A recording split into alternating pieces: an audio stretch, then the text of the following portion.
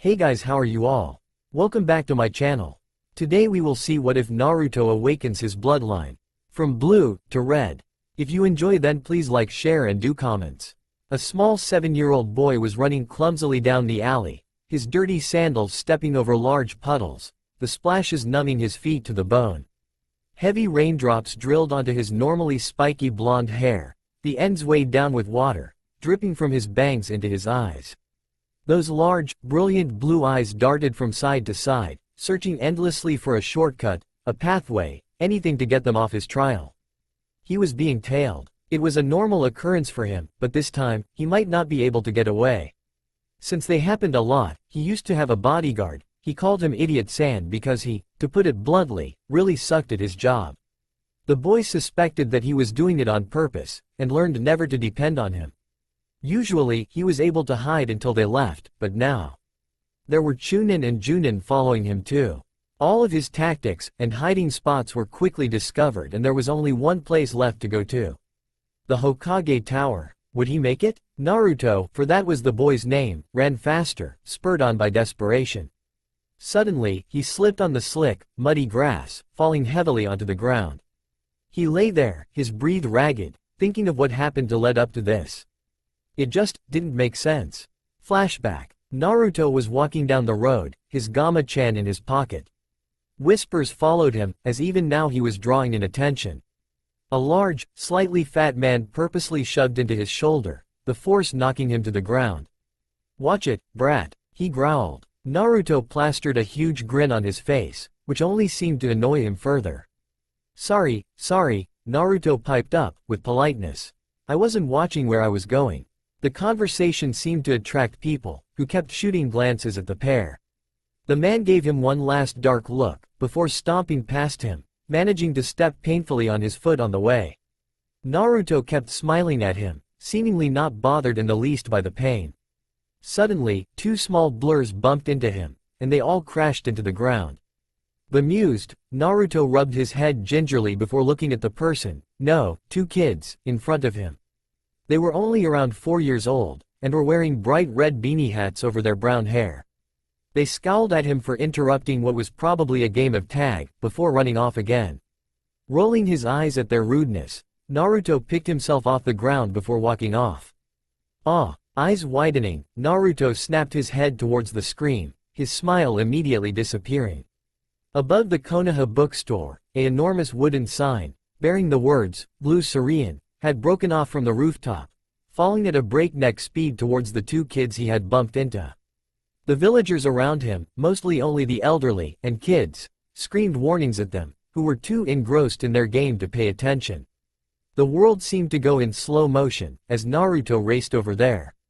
His hero complexion took in the facts. 1. There were no ninja around the marketplace in the mornings, meaning no one else was going to save them. And 2. With only small stubby legs, he wasn't going to make it in time. Naruto stubbornly denied the facts, he had to save them. Blue eyes stared desperately at the falling sign. Why couldn't it just go away? Pushing aside shocked people, he screamed. Stoop. The sign disappeared in a swirl of black threads, before Naruto fell into unconsciousness. I think he's waking up. Naruto groaned. Why was he feeling a pounding headache? He reluctantly opened bleary eyes, staring up at a nearby blurry object obscuring most of his vision. Slowly, his vision cleared, revealing the worried face of the Sandaime. The Sandaime shooed away the nurse, before turning back to Naruto. Naruto? How are you feeling? The Hokage asked in a worried tone. Naruto blinked, before glancing at the surroundings. He was in fluffy white bed, and the room smelt of antiseptic. He was in a hospital. Naruto turned back to the Sandaime. Ow, he piped up bluntly. He was rewarded when Sarutobi chuckled, his face visibly relaxing. Do you remember what happened, Naruto? He asked. Naruto shook his head, immediately regretting it as it sent new waves of pain into his head. Seeing Naruto's grimace, Sarutobi continued in a gentler tone. You suddenly collapsed in the middle of the street. The doctors said it was severe chakra exhaustion, he continued in a more serious tone. Do you know why? Chakra? Naruto asked slowly in confusion. It's the energy source of our bodies, Sarutobi explained. Naruto nodded his head, slowly this time, in understanding. Slowly, the memories came back to him. The sign, what exactly happened? His mind raced over the possibilities, although none of them made much sense. He glanced up to see Sarutobi's expected face, and realized he was supposed to say something. Are the Lil people okay? Naruto asked suddenly, waving his arms in a panic. Lil people? Sarutobi echoed in amusement. Do you mean the two little boys who told me that you were lying down in the middle of the street? Why wouldn't they be? What happened to? Never mind. Naruto faltered, looking up at his only parental figure in his life. His eye threatened to twitch uncontrollably. How could they not be? They were almost hit by a frickin' 10 meters long sign. Sarutobi sighed worryingly, and Naruto felt a pang of guilt for making Oji-san come all the way to the hospital to visit him, forgetting for a moment what he was going to ask. The feeling felt really odd though, like it was a foreign feeling. Before he could ponder that, Sarutobi stood up slowly, breaking him out of his thoughts. I have to go now, Naruto. Come visit me when you feel better, okay? He said with a small smile, before leaving out the door. Naruto stared at his retreating back before snuggling into the bed, trying to ignore the steady pounding in his head. Chakra exhaustion sucked. Soon, only the pitter-patter of the rain hitting the window was heard, and Naruto fell into a light slumber. Get up! Naruto opened his eyes, as he was roughly awakened by a pair of hands forcibly shaking him in consciousness. Looking up with groggy eyes, he saw the nurse that was here earlier with Oji-san, sneering down at him with utter disgust. Nodding obediently, he quickly got off the bed, changed, and was practically shoved out of the room. Still slightly sleepy, he walked clumsily down the empty hall. Naruto, with a panicked jolt, realized the time. It was around midnight and pouring outside. Naruto felt a ping of dread rise up in him. The nurses had released him at this time for a reason, the drunken villagers.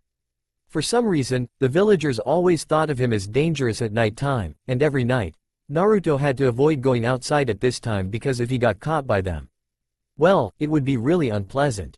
But it wasn't like he was evil, it wasn't like he was a demon or anything. Right? Sure enough, as he took only 5 steps out of the hospital, he heard shouts coming in his direction. There he is. Over here people. Swearing profusely, a trait that he had gotten from many drunken people, he ran the opposite direction, taking random turns in hopes of losing them. Running down the deserted street, he found himself in the same place where he lost consciousness.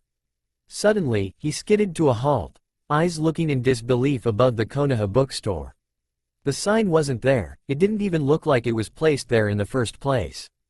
Like it didn't even exist. In fact, Sandame didn't look like he knew that the sign had miraculously disappeared.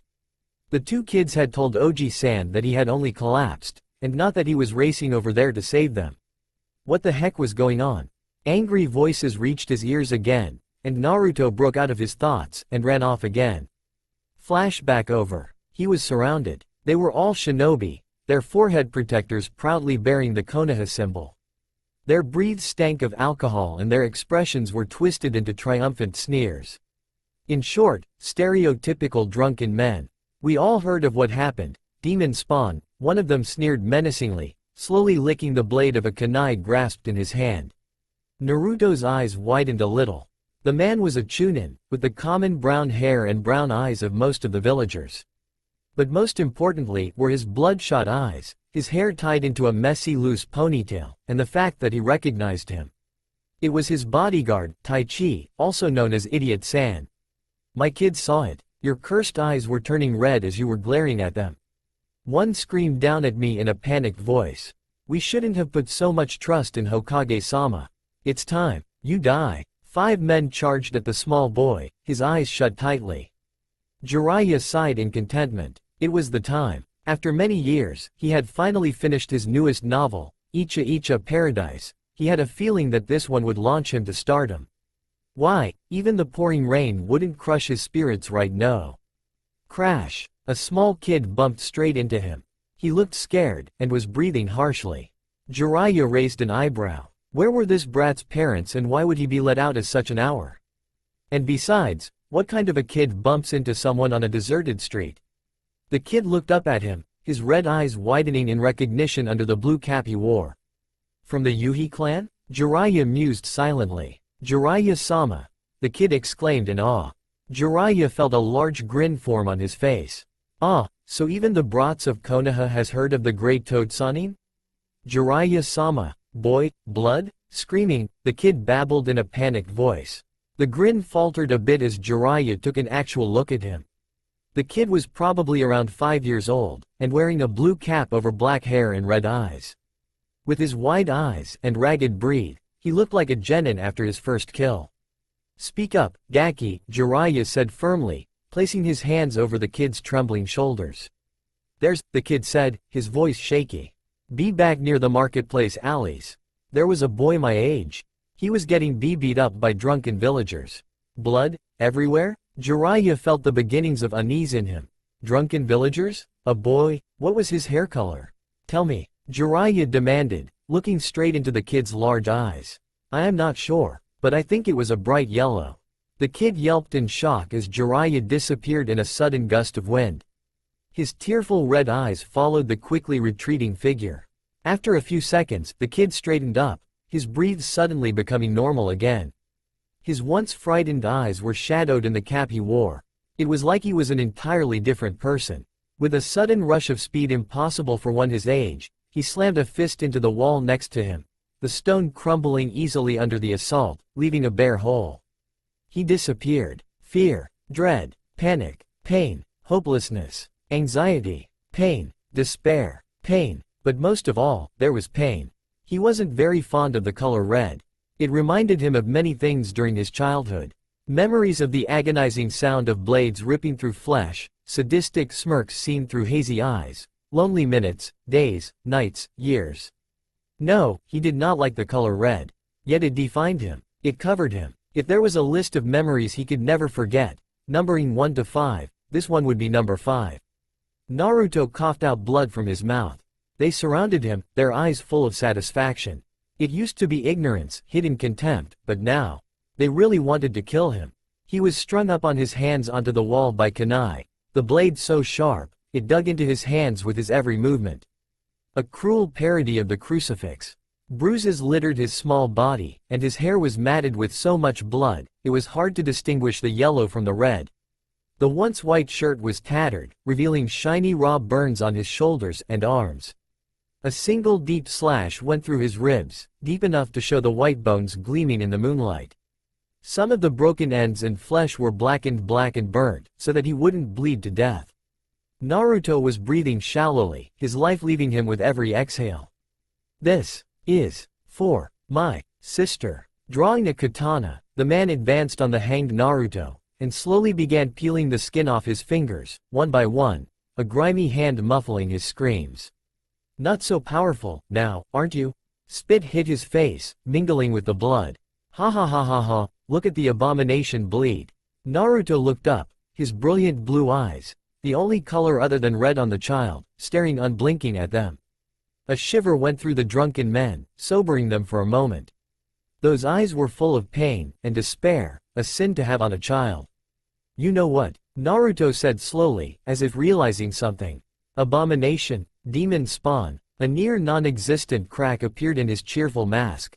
For the first time, despair wrecked through him like wildfire, the hated looks, the agony of every word, every whisper. A quiet but heartbreaking, hysterical laugh bubbled up in him, startling the men. Blue, if everybody hated me, loathed me, rejected me, he was only 7 years old. Did other children his age have a life like his? No, a kid his age wasn't supposed to live alone, taking care of himself. A kid his age wasn't supposed to have 17 murder attempts on his life for the past year. Why the secrecy? Why the hatred? What the hell was he, anyway? Red, why? Why did I even exist in the first place? Black, sickening. That was the first word that came to Jiraiya. No, it wasn't a war zone, no, it wasn't a torture chamber. But it might have just as well been one. In actuality, the scene in front of him was a fucking typical night out for the Konoha villagers.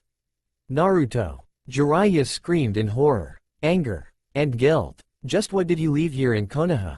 Just what kind of a life did Minato leave his son to? Killer intent drove out of him in one vicious course, leaving the drunken men frozen in fear, some pissing their pants. Good. With a speed known only to a Sannin, Jiraiya viciously attacked them. Rasengan in each hand. mercifully only at half power, launching them into the walls with a sickening crunch. Tears came unbidden in his eyes, as he glared with fury at the fallen drunks. "Just what the hell do you think you're all doing?" Jiraiya screamed, losing his composure completely. "Ufki." Jiraiya stopped, gritting his teeth, chakra pulsing out of him in waves, most likely alerting the Hokage. He turned his head, fearful of what he was going to see. Naruto? Naruto was still pinned to the wall, the blood dripping down the wall like rain. His head was leaning into his chest, and it looked like as if Naruto. Jiraiya started in panic, racing over there. Naruto's face snapped upward, and Jiraiya saw dark red, almost black eyes staring back at him. They were deep voids, eyes of the dead. Suddenly, red slits appeared in those dark pupils. "Get away, human," said a menacing deep voice not belonging to Naruto. A burst of red chakra pulsed through the alley, the deep evil and sickening feeling of it warning him to stay back. For a brief heartbeat, Jiraiya stood there, staring with unease at those strange eyes. Pain exploded on Jiraiya's body as cuts slashed through his arms and body. He got knocked off his feet, as something or somethings attacked him. Landing hard against a wall with a pained grunt, he was starting to get up again when a cool metallic something hovered close to his jugular, the sharp edge pressed so hard that it drew blood. Something like fear swelled up inside Jiraiya as he made a startling realization. Whatever pressed against his neck, and those other things that attacked him. He couldn't see them. Was it the Kyuubi, or was it Naruto himself? He slowly puts up his hands as a gesture of peace, and the eyes continued staring at him warily, but then they widened slightly in recognition. "Jiraiya," the voice murmured before the dark reddish-black color faded from his eyes, replaced with a deep blue. Then Naruto fell unconscious. Sandaime was at his office, trying to concentrate on the paperwork to no avail. His thoughts were on Naruto, who was lying in the hospital. Jiraiya, covered in cuts and blood, had barged into the office, dispatching all the Anbu guards on the way, and said bluntly, "Naruto's in the hospital." Villagers were attacking him, hanging him to the wall. Here he gritted his teeth, forcing the words out. Kunai dug into his hands. "He's in a comatose state." Jiraiya's face turned stony as he glared hatefully at his sensei, who had long dropped his cigar pipe in shock. "We'll talk later, but right now, I'm going to see my godson." With one last look, he turned around, and left, slamming the door so hard, cracks appeared in the corners. Sandaime buried his face in his hands. Naruto. He had underestimated the hatred of the villagers. What exactly had Naruto been through his life? What could he do to help him? Right now, nothing. No one was willing to adopt Naruto, except maybe for Kakashi, but he was in Anbu and was a teenager. With missions and his inexperience, he wasn't suitable for parenthood. The council was already demanding a death sentence over the Kyuubi's chakra pulse nearly felt through the entire village. He had already pressed charges for assault against the drunken villagers, who were handed over to Ibiki. But for Naruto, Sandaime's head rose up quickly as he got an idea. Sandaime raised his left hand, and two Anbu immediately popped into his office, giving him a respectful bow. "Find Karasu and bring him here. Tell him he is needed on a solo S-rank mission." The two Anbu nodded, but one, Wolf, stayed behind. He appeared to be struggling for what to do, before finally collapsing onto a chair. Wolf slowly took off his mask, a gesture meaning that he was serious enough to break the Anbu code of never showing your identity. The blank face of Hitaki Kakashi was revealed as he adjusted it to the side of his head. "How's Naruto, Hokage-sama?" Kakashi said, the despair evident through his voice and how tight his grip was on the armrest. Sandaime sighed, lighting his pipe again. "He's in the hospital right now. Jiraiya should be there with him." Kakashi nodded slowly, still not quite believing what has happened. "He's alive, but if it weren't for the Kyuubi's chakra, I doubt that he would have survived this," he added. Kakashi just nodded again, pausing as he considered the Sandaime's weary expression, before bowing and leaving through the window. The only evidence of his anger were the burn marks on the armrests of the chair he sat on, still smoking from the chakra he had accidentally released. Sandaime stared out of the window, looking down at his village. Naruto is only 7 years old. They were blinded by hate and their loss. It was a wonder how Naruto was able to keep smiling despite the loneliness. Naruto's life and his future rested with Karasu. "Hokage-sama." Karasu reporting for the S-rank mission, said a voice behind him. Sandame turned slowly. Karasu was an ANBU, still fresh as he had only taken 3 missions so far. His pale emotionless mask had black painted on it to look like a grotesque crow, intimidating and cold, yet it had an elegant air to it. He was only around 5 feet 3, as he was still in his adolescent age. Take off your mask, Itachi-kun, this is an undercover mission. You must tell nobody about this, I am trusting you with my life. Hokage-sama? Itachi said in slight shock, adjusting his mask to the side of his head, revealing a young face with long hair tied in a short ponytail, and long ebony bangs covering his black eyes. What do you think of Uzumaki Naruto, Itachi-kun? The Jinchuriki boy? Itachi questioned politely. Other than that mild chakra surge from before, which has a sound reason behind it, I don't see how Uzumaki-san could be considered a demon, he finished before looking up at the Sandame blankly, although anyone who knew the Uchiha prodigy would see the puzzlement in his eyes. That's exactly what I wanted to hear, Sarutobi said with a small chuckle. Itachi widened his eyes a fraction. Somehow, that small chuckle was more intimidating than even Kasan's glare. What has he gotten himself into? Taichi shivered in the cold, limping towards his apartment. It wasn't fair. What did he do to deserve an interrogation with Ibiki, of all people? Another shiver wrecked his body, this time in fear. The man wasn't human, that was for sure. He could still feel the effects from his last technique, his limping leg sending him waves of pain. A 10,000 ryo fine. This was preposterous. Ibiki had looked like he wanted to give more, but thanked Kami for the counsel. They said that his actions were justified, and wasn't much of a major offense. He only wanted to kill the demon. It was high time, after all. The demon had always called him, Idiot-san, and mocked him at every chance he got. Plus, the brat had finally shown his real self, a fatal mistake. Why did Hokage-sama let him live, even when he did reveal those cursed red eyes of his? The seal was slipping, that was for sure, yet was he still alive? Yondaime was a powerful Hokage, but he knew he shouldn't have put so much trust in the seal. Maybe he shouldn't have toyed with him for so long. And Jiraiya-sama had to stop him too? The man must have gone mental after those long years away from Konoha. I mean, his teammate was that missing nin, Orochimaru, he had to have rubbed off of him. After nearly tripping over his own feet from the pain for nearly the 12th time, Taichi sighed, before heading towards the hospital for some painkillers. The sight of the hospital made him widen his eyes in surprise. For above the roof was a man with a guitar. Cliché? Maybe. But why he would be near the hospital made him wonder. Usually, he would be at the roof on top of the demon's apartment, and he would chat with him. At first, he thought the man came to that particular roof because he had sympathy for him, the unfortunate bodyguard of the demon's spawn. But then why would be at the hospital and not there instead? Overcome by curiosity, the Chunin walked up there, and approached the man. The mysterious man was wearing that all-black outfit he always wore when he saw him, complete with a black cloak completely obscuring his face. When he talked, he had the deep voice customary of Anbu. You see, Anbu members had voice-changing chips on their masks to protect their identity. It was suspicious, but he really didn't care. If he wanted to kill the demon, he wouldn't object. The only time he would actually show his real voice was when he sang. And sing he did, nearly every night, accompanied by his acoustic guitar. The man was talented, that was for sure, and practically the only distraction he had during the nights guarding the brat. Taichi sat next to the man, who gave no movements of noticing his presence, too focused on playing a song. It was a lullaby, soft yet melancholic, and he was humming to it. Taichi smiled a bit, his angry rants about the demon in his head fading away as he calmed down. Even during the times he was playing above the rooftops of the demon's apartment, he always played lullabies for some reason. The music ended, and the man tilted his head in Taichi's direction. Good evening, he greeted, absent-mindedly plucking a few notes.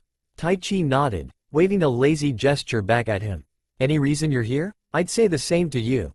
Taichi shot back, leaning back against the hospital rooftops, inclining his head towards his companion. The man fully turned his head towards Taichi. I change places, sometimes, he answered quietly, still plucking a few strings. Needed painkillers, Taichi answered as well, and winced as a fresh wave of pain alerted him to his real reason of being here. He ignored it, he never missed a chat with the man, He was a very intriguing guy. I was in a interrogation with Ibiki, don't ask. He sighed. You wouldn't mind playing a song, wouldn't y'all? The man whipped up his head at the mention of Ibiki, but cracked his knuckles at the question. Why not? Soon, the low but echoing sounds of him strumming his guitar filled the night, his sweet, low, but quiet tenor voice somehow managing to be heard above the guitar. Change. Everything you are. Everything you were. Your number has been called. Fights and battles have begun. Revenge will surely come. Your hard times are ahead. Best. You got to be the best. You got to change the world. And use this chance to be heard. Your time is now. The music suddenly stopped, and Tai Chi felt a small amount of disappointment. Muse was one of his favorite bands, and when sung by that man, well, it was pure genius. If that man ever quit Anbu, he would have made a very rich musician. Gotta go, the man grunted, adjusting his guitar to his back. Busy and all, Tai Chi grunted in agreement. I know what you mean, guarding that demon spawn is as frustrating as it can get. Tai Chi grumbled. The pay was practically the only reason I did it. Lee come. What was that? Tai Chi called out to the retreating figure on the rooftops. The man didn't pause, but kept walking away. Revenge will surely come, he said quietly. For some reason, that sentence sent a chill down his spine. A little bit intimidated, Tai Chi made the mistake of looking up at him, and the sight made his blood run cold. The mysterious man and Tai Chi kept meeting at night times. Tai Chi was fired as the bodyguard, replaced by an ANBU, but did stop to visit every once in a while, as he loved his songs. But he never did look him in the eye again, for they were cold as ice and simply unforgettable. He wondered how ice could become like that, like as if the entire world had turned against it. He never dared to ask him though, the mere thought of them sent shivers down his spine. Frighteningly cold blue eyes. The 5 gates. To me, they were part of my mind, nothing more. But they were more important than that. It's like what I said. They were part of my mind, locked forever until I broke free. And only then, when I could truthfully say that I could go to the deepest parts of my mind, that I could go beyond that. Beyond my mind. But what exactly is after the mind? That's not important right now. But they will be. Don't be fooled by my seemingly innocence. Because I don't trust you, the reader of this book, to know everything yet. But as an act of trust, I'll give you a taste of my past. And of my future. Naruto. Where am I? Naruto opened his eyes, and what he saw wasn't exactly what he expected. He was in a sewer-like hallway, with water sloshing around his knees. It is supposed to be at his ankles, but he's only 7 and he's short. The creepiest thing about the place were the walls, the darkest black, cracked and peeling at many places like badly covered paint.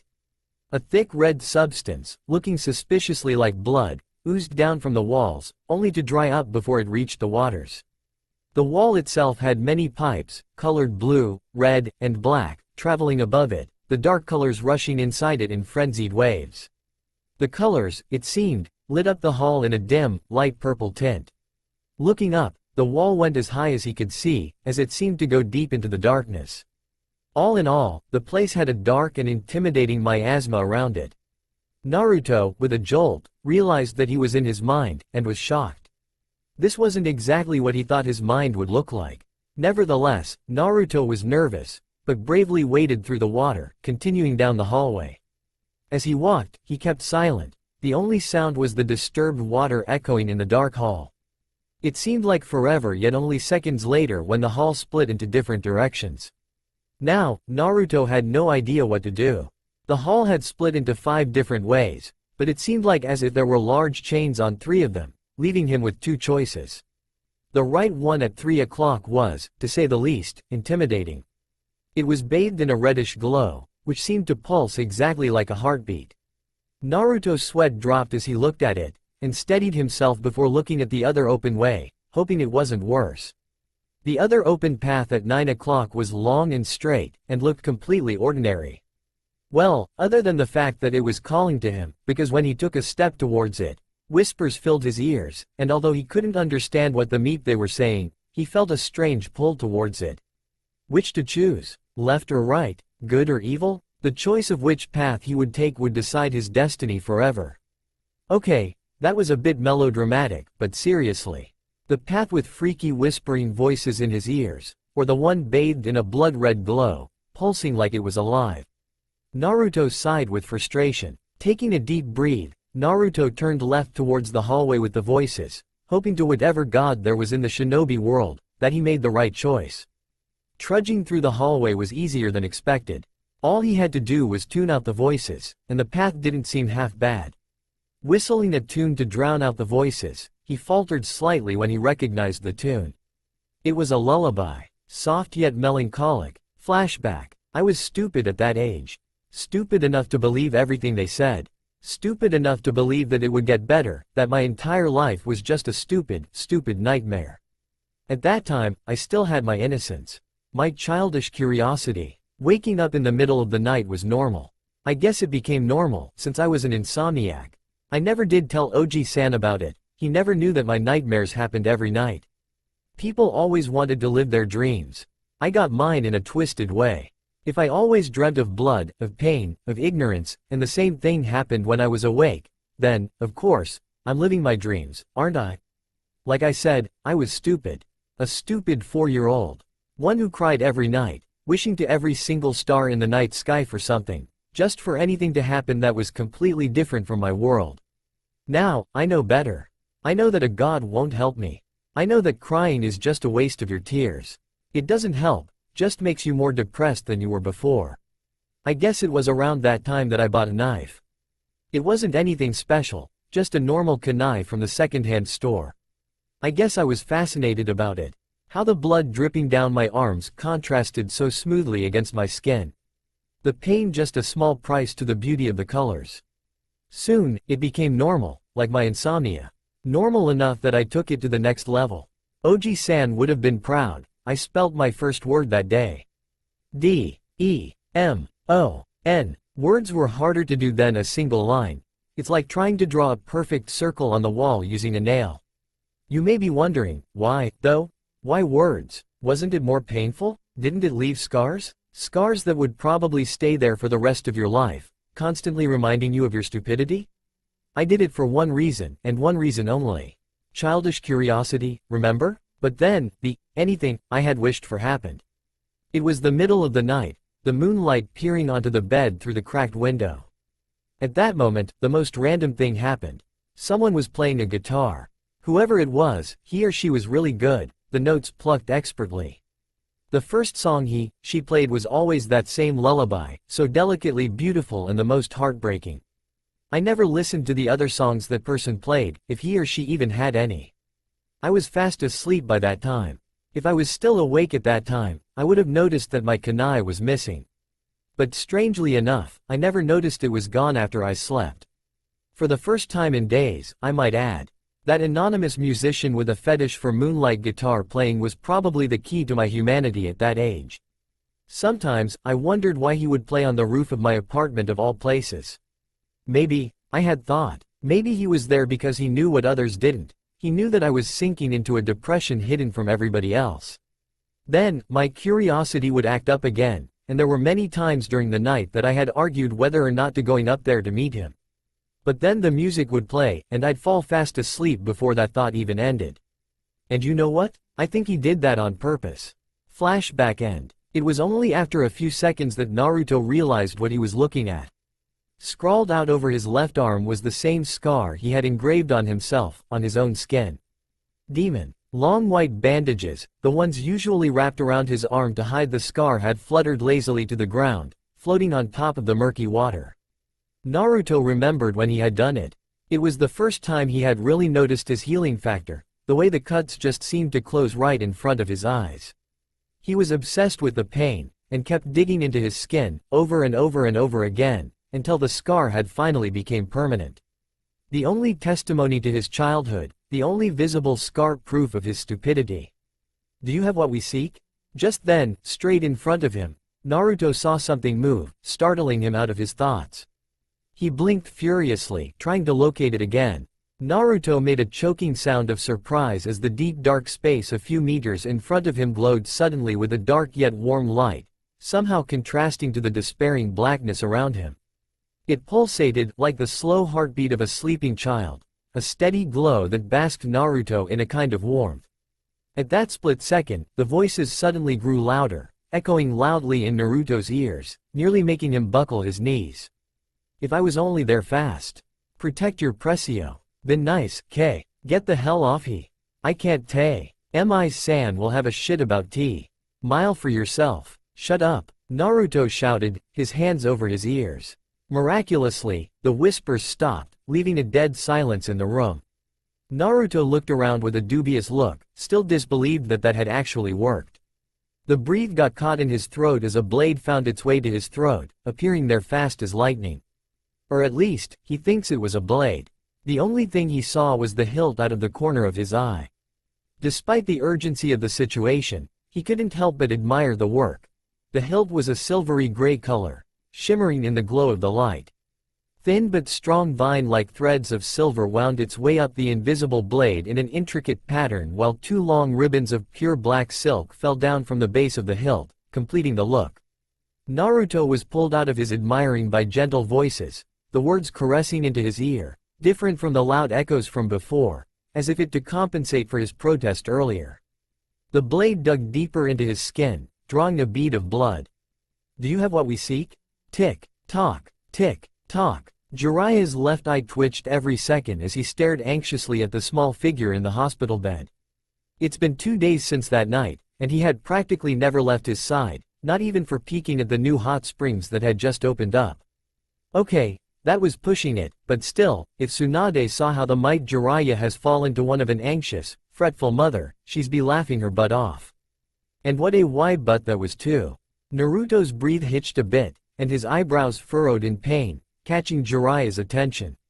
He sighed, going deeper into a depressed slump, staring blankly at his godson's blonde face, so much like his father's. Jiraiya got up slowly from the bedside. All of this pessimistic thinking was really going to get back at him one day, just as long as it wouldn't be wrinkles. Giving an involuntary yawn, Jiraiya staggered to the room door, intent on getting some coffee. He was sauntering over to the cafeteria when he passed through the medication desks. His eyes raised up a notch as he recognized the person standing in front of it. Could it be? Damn it, I just need some more painkillers. Lost the last bottle yesterday, called the exasperated voice of Tai Chi from the front desk. Oh yes, he was going to enjoy this. Quick as a flash, Jiraiya appeared behind Tai Chi, who froze in fear, a kunai directed at his crotch. Hello, Tai Chi-san. Remember me? Jiraiya whispered in his ear, a crazy glint appearing in his eye. Tai Chi eeked in terror, before fainting straight away, a distinct dark patch forming on his pants. Jiraiya ignored the shocked look of the hospital clerk, shaking his head in disappointment. This was a Konoha Chunin? He was almost too disgusted to even use chakra to finish him off. Almost. Kachiyose no jutsu. Jiraiya said mentally as he bit his finger, and with practiced ease, quickly formed the hand seals before slamming it onto the ground, intricate seals forming from his hands. Poof! A bright yellow frog roughly the size of Jiraiya appeared. He waved lazily at Jiraiya with a webbed hand, looked down at the sprawled unconscious form lying down beside him, and looked back up at him with amusement. He gave Jiraiya one last one-armed salute before sticking out his tongue, wrapping it roughly around the unconscious body, exceedingly careful not to touch the pants. The hospital nurses looked at the scene with a stupefied expression as the toad slowly spun in full circles, gaining momentum with every spin. Suddenly, he let go of the body in mid-spin, and Tai Chi crashing through a wall with a loud crash, and sailed away into the horizon. Jiraiya shielded his eyes from the sun with one hand, gazing at the quickly disappearing dot in the sky with a sigh of contentment before walking briskly to the front of the cafeteria line, dispatching the summoned frogs simultaneously. The people behind him were smart enough not to protest. One black coffee, please. Jiraiya said cheerfully, slamming the coins onto the front counter. The cashier took one look at the crumbling wall, and another at the grinning Sanin, before dashing away to fill his order, forgetting the coins on the counter. Later, rejuvenated by the caffeine, Jiraiya stretched and headed back to the cafeteria line, intent on getting some onigiri, the half-finished coffee held loosely in one hand. Being wide awake was such a wonderful thing, for it gave him optimism, laughing face. The sun was shining, through the hole in the wall.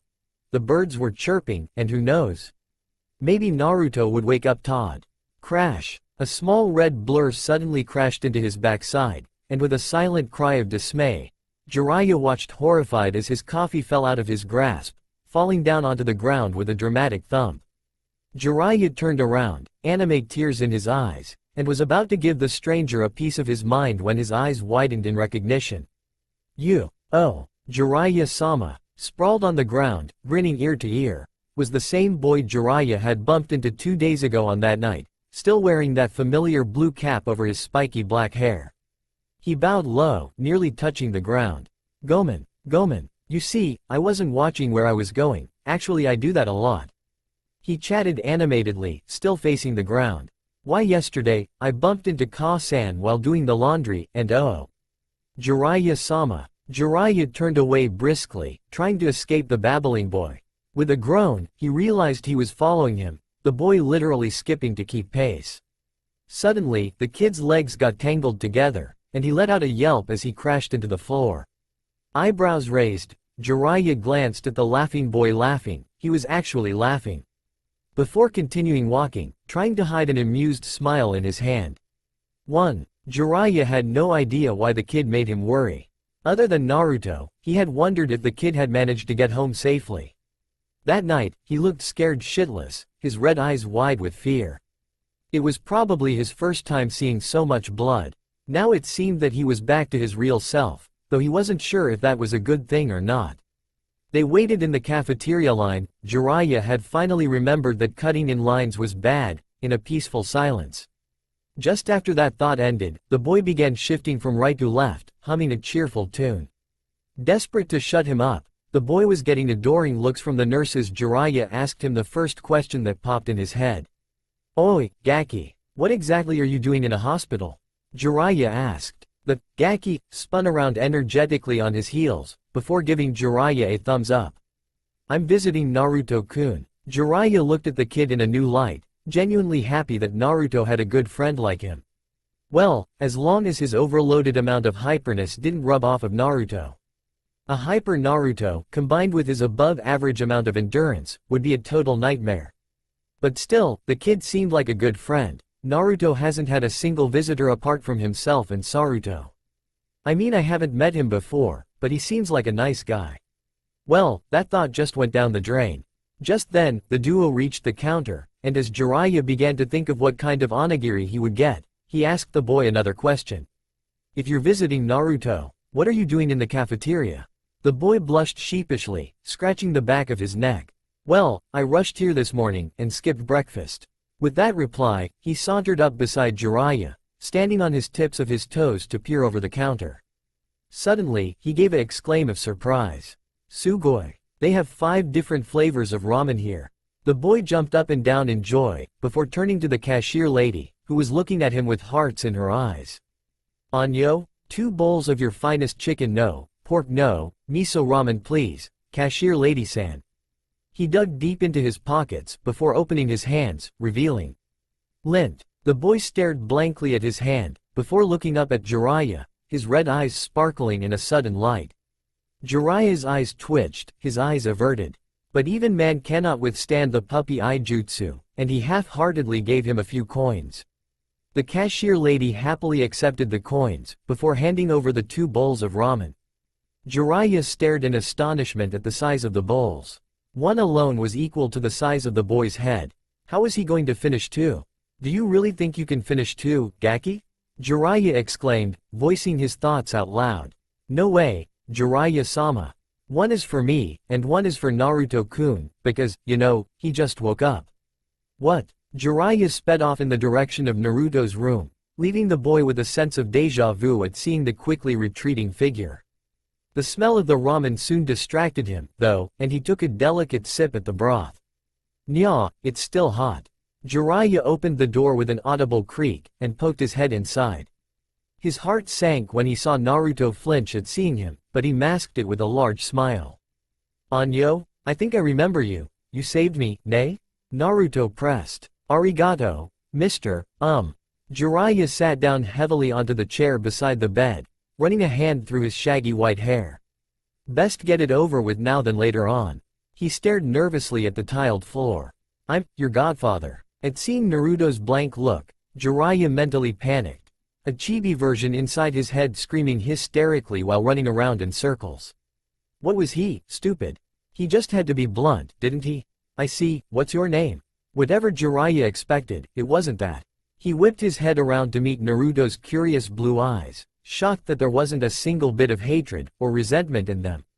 Aren't you mad? Jiraiya gaped in shock. I mean, you've had the shittiest childhood in your life. Your supposed guardian came only after 7 years, and all you can say is what's your name? He babbled. I'm probably the worst fucking godfather in the world. I've ignored you, I've failed your father and… If Naruto was shocked at his swear words, he didn't show it. He just smiled genuinely, interrupting Jiraiya in mid-babble.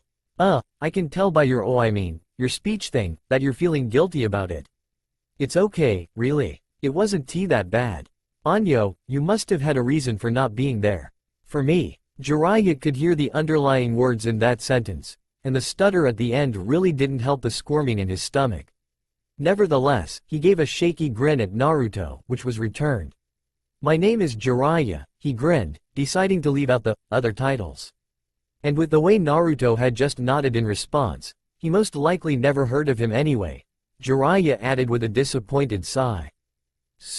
Naruto began, looking at his newly proclaimed godfather.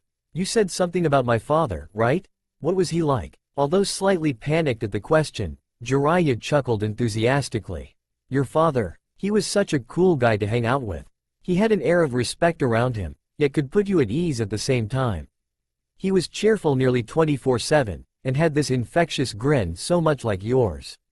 Naruto had a stunned look on his face and smiled. Really? He asked excitedly. Yeah, in fact you share a lot of his qualities, Jiraiya laughed. You even have the same love of ramen that he does. Naruto smiled briefly before looked at Jiraiya in confusion. How did you know that? He asked. I actually know a lot about you, Jiraiya confessed, looking up at the ceiling. I asked Sarutobi to tell me all about you. He'd send me letters every week, so I'd know what's happening back here. I know your likes and dislikes, how tall you're getting, and that horrible orange suit you wear all the time.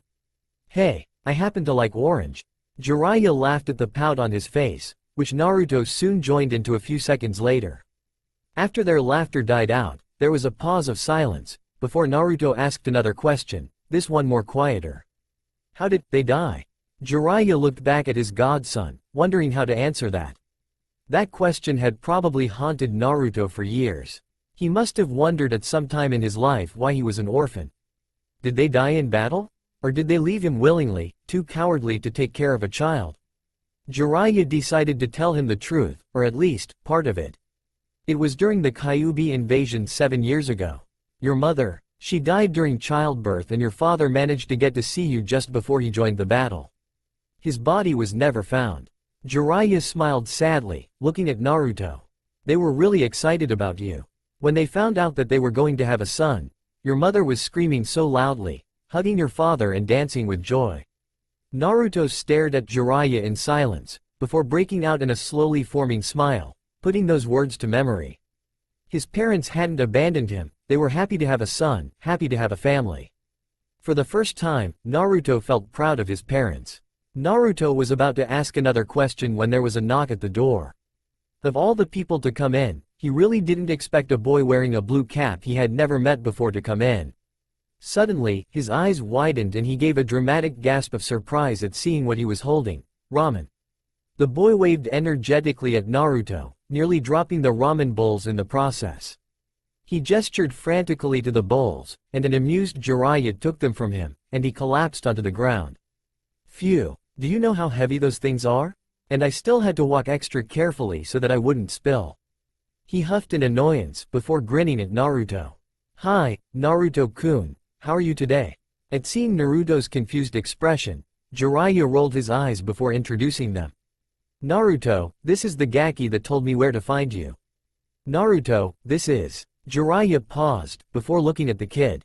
Wait, what's your name again, kid? The kid smiled slyly under the blue cap he wore. Sorry, Ka-san said not to talk to strangers, he said, sticking his tongue out at Jiraiya. Hey, what happened to Jiraiya-sama? Gomen. But Ka-san said that all old people are strangers, even if they seem nice to you, the boy replied innocently. She said, and I quote, "Old men are horny, drunk, and perverted bastards." Jiraiya stared down at him. Well, he couldn't compete with that logic. Sighing, he checked the time, and with a jolt, he realized he was almost late for a meeting with Sarutobi. Jiraiya gave Naruto one last ruffle on his head, ignoring his protests. "I gotta go for a bit, kid. But I'll come back, okay?" Naruto nodded, and Jiraiya disappeared in a whirl of leaves, leaving the two together. "How are you feeling, Nay?" the kid said, bouncing towards the chair Jiraiya had previously occupied. Naruto blinked at his hyperness, but answered the question nonetheless. "Actually," Naruto said, stretching his arms, "I hardly feel a thing." The kid, if it was possible, smiled wide, and Naruto was surprised at the genuine relief he felt from him. "So anyway," Naruto began curiously, "why are you here? I mean, thanks and all for helping me from before, but I really hardly know you." The kid leaned back into his chair, dramatically stroking an imaginary beard on his chin. "Truthfully, all I could think about the entire day was about the blood, the sickening sounds of knives cutting through you, the smell of burnt flesh," he answered quietly, his eyes in a faraway expression. Naruto shivered, he could practically feel the despair pulsing out from him in waves. Not to mention that his fairly descriptive words brought back unpleasant memories. There appeared to be more to the bubbly boy than it seemed. "2. I had to make sure you were okay, or else my mind would have gone crazy," he continued, spinning the chair to meet Naruto's eyes. Red met blue. For the first time, Naruto saw the deep seriousness in those eyes, and for just one moment, he felt something black, completely black, from him, but it was gone a split second later. Suddenly, the kid smiled cheerfully, and the serious moment was gone. "Well, at first I just wanted to check in and say hi, but you seem like a cool guy." He paused, then widened his eyes. "Hey, that rhymed." "Wait," Naruto began slowly, in both awe and shock. "You want to be friends or something?" The kid bobbed his head as an answer. Trying to hide the warm feeling in his chest, Naruto laughed sheepishly. "Truthfully, I've never exactly had a friend before." Instead of looking at him with a pitying look, as Naruto feared him to do, he just awed loudly before saying, "Wheel, it starts like this." He jumped enthusiastically out of his chair in front of Naruto, surprising him. "The name's Kano," he said, reaching out a hand. Naruto hesitated for a split second, before grasping it firmly with a bandaged hand. "Uzumaki Naruto," replied Naruto with a mischievous grin. The two remained there, still shaking hands, until Kano glanced over at the two steaming bowls lying on the table beside him. "Want a ramen eating contest?" "Ah, Jiraiya, you're finally here." Leaping out from the shadows, Jiraiya scowled, and said, "Hey, I'm only late because the Gaki finally woke up." Ignoring the chair, he leaned against the wall, closely watching the Hokage. Although Sarutobi smiled at the news, there was still an air of tiredness around him. The attack must have hit him really hard, to see the very people he was protecting attacking a little boy. Either that, or the paperwork has been stacking up again. "So, Jiraiya, what would make you announce a meeting with me?" Sarutobi questioned lightly, lighting his pipe with a fire jutsu. "It's about what happened 2 days ago." Sarutobi leaned into his desk, staring at Jiraiya's posture. His hands folded over his chest, a frown on his face. He was serious. "Continue," he said slowly. Jiraiya exhaled loudly, before closing his eyes, clearly reluctant about talking about that night. "It happened after I found Naruto. After I drove away the attackers, I tried to approach him, but then his eyes opened." Jiraiya opened his eyes, staring at Sarutobi. They were black. Not entirely black, like a sort of dark red. "Truthfully, they scared the hell out of me, like looking into the darkness at the bottom of a well. At first, I thought that the Kyuubi had possessed him, because they had the demon's pupils in them." Jiraiya rolled up a sleeve, revealing some bandages. "Did you wonder why I arrived at your office all cut up? When I approached Naruto, the Kyuubi's voice warned me to stay away, and he forced me back. I didn't even sense the attack when cuts appeared all over me. The strangest thing was that I could feel them, the cold metal of the blade slicing my arms open, the knife pressed against my throat. But I couldn't sense them. Damn it, I couldn't see them at all." Sarutobi's eyes were grave. "Was it the Kyuubi's doing?" he asked in a whisper. "I don't think so," Jiraiya answered slowly, and his eyes widened as he continued. When Naruto was falling into unconsciousness, the slits disappeared before the dark red, meaning a dujutsu, Sarutobi breathed, his eyes wide with shock. That's what I thought too, Jiraiya said grimly. This could cause a serious panic attack on the village, if this gets out. If the villagers find out that the Jinchuriki has a bloodline limit, they'll become fearful about his new power. I see what you mean, Sarutobi said, rubbing his temples. The manipulation and creation of invisible blades? Not to mention that there might be more secrets to the bloodline. People will be lining up to adopt him into their clans, and enemy villages will surely want his bloodline too. A repeat of the Hyuga kidnapping incident, Jiraiya added with a frustrated sigh. The two fell into silence, each in their own thoughts. Jiraiya stood up abruptly. I'll take care of Naruto, Jiraiya said suddenly. You know you can't do that, Jiraiya, Sarutobi reprieved. A 7-year-old child cannot be taken care of by a Sani ninja traveling the lands for leads for Orochimaru. It's too dangerous. It's dangerous here too. Jiraiya shot back, collapsing against the wall.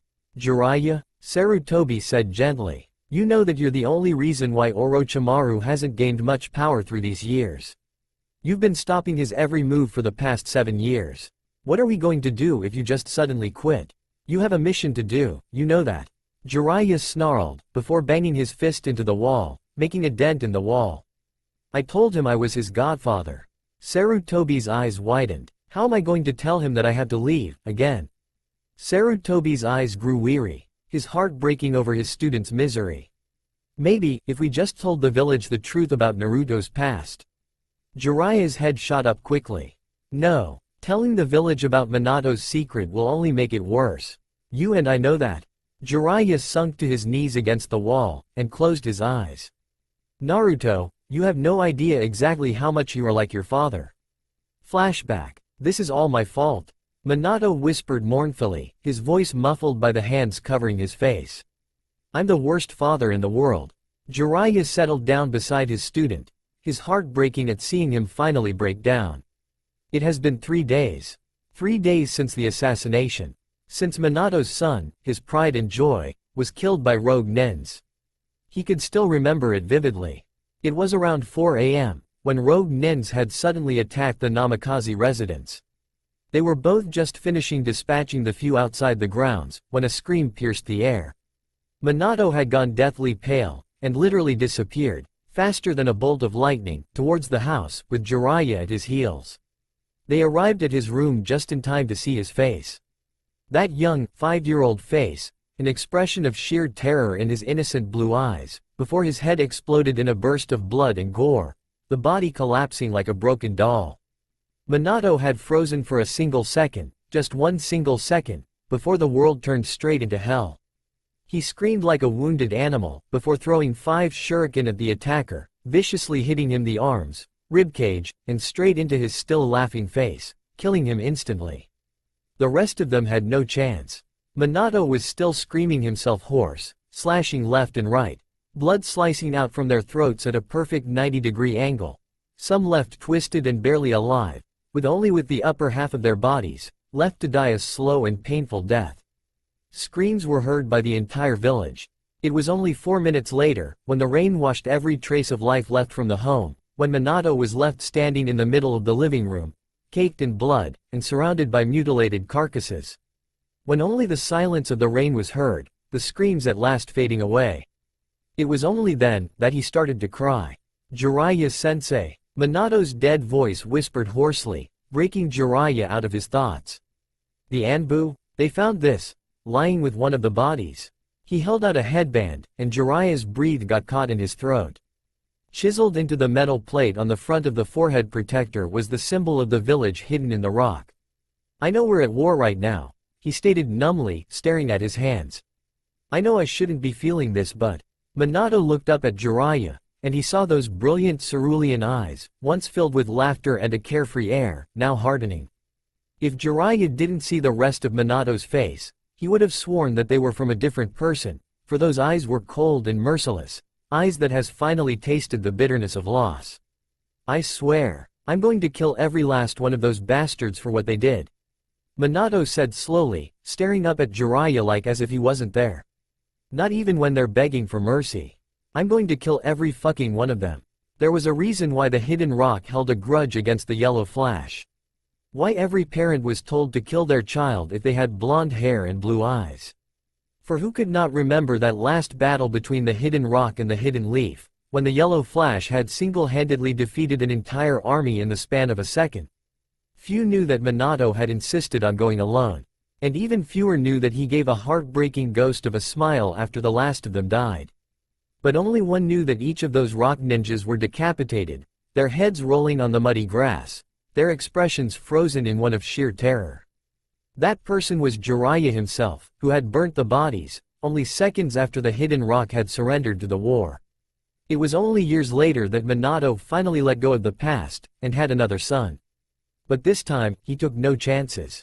The wedding was held in secret, and the boy was given the surname Uzumaki, to prevent the tragedy from ever happening again.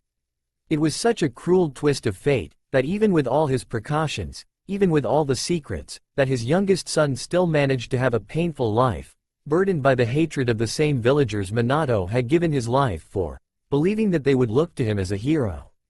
Uzumaki Naruto, the most pure and innocent boy with a painful past, the Jinchuriki of the Kyuubi no Kitsune, the unknown son of Namikaze Minato, the Yondaime Hokage.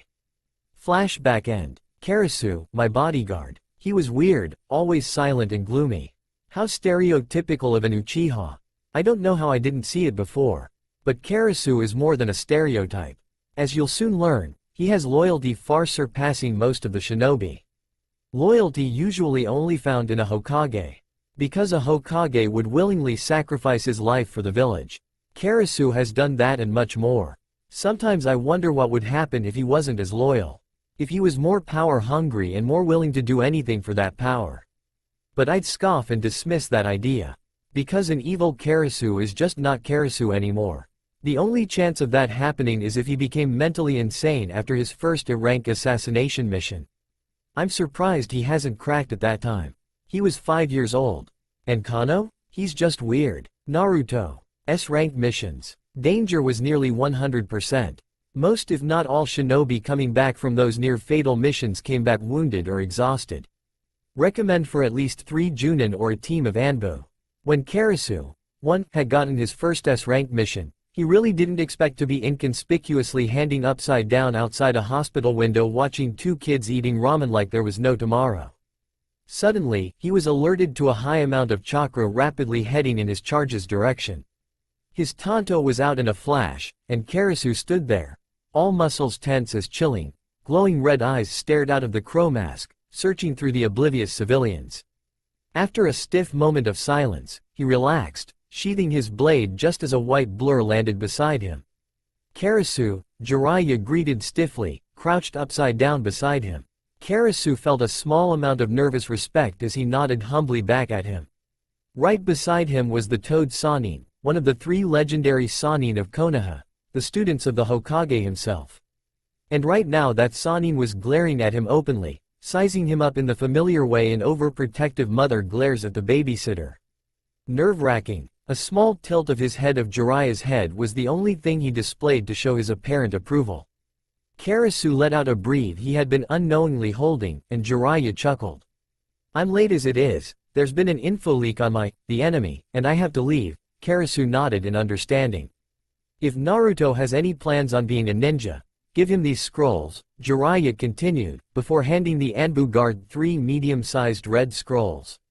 Karasu saw a small note attached indiscreetly on the largest one, his client's words scrawled on the front.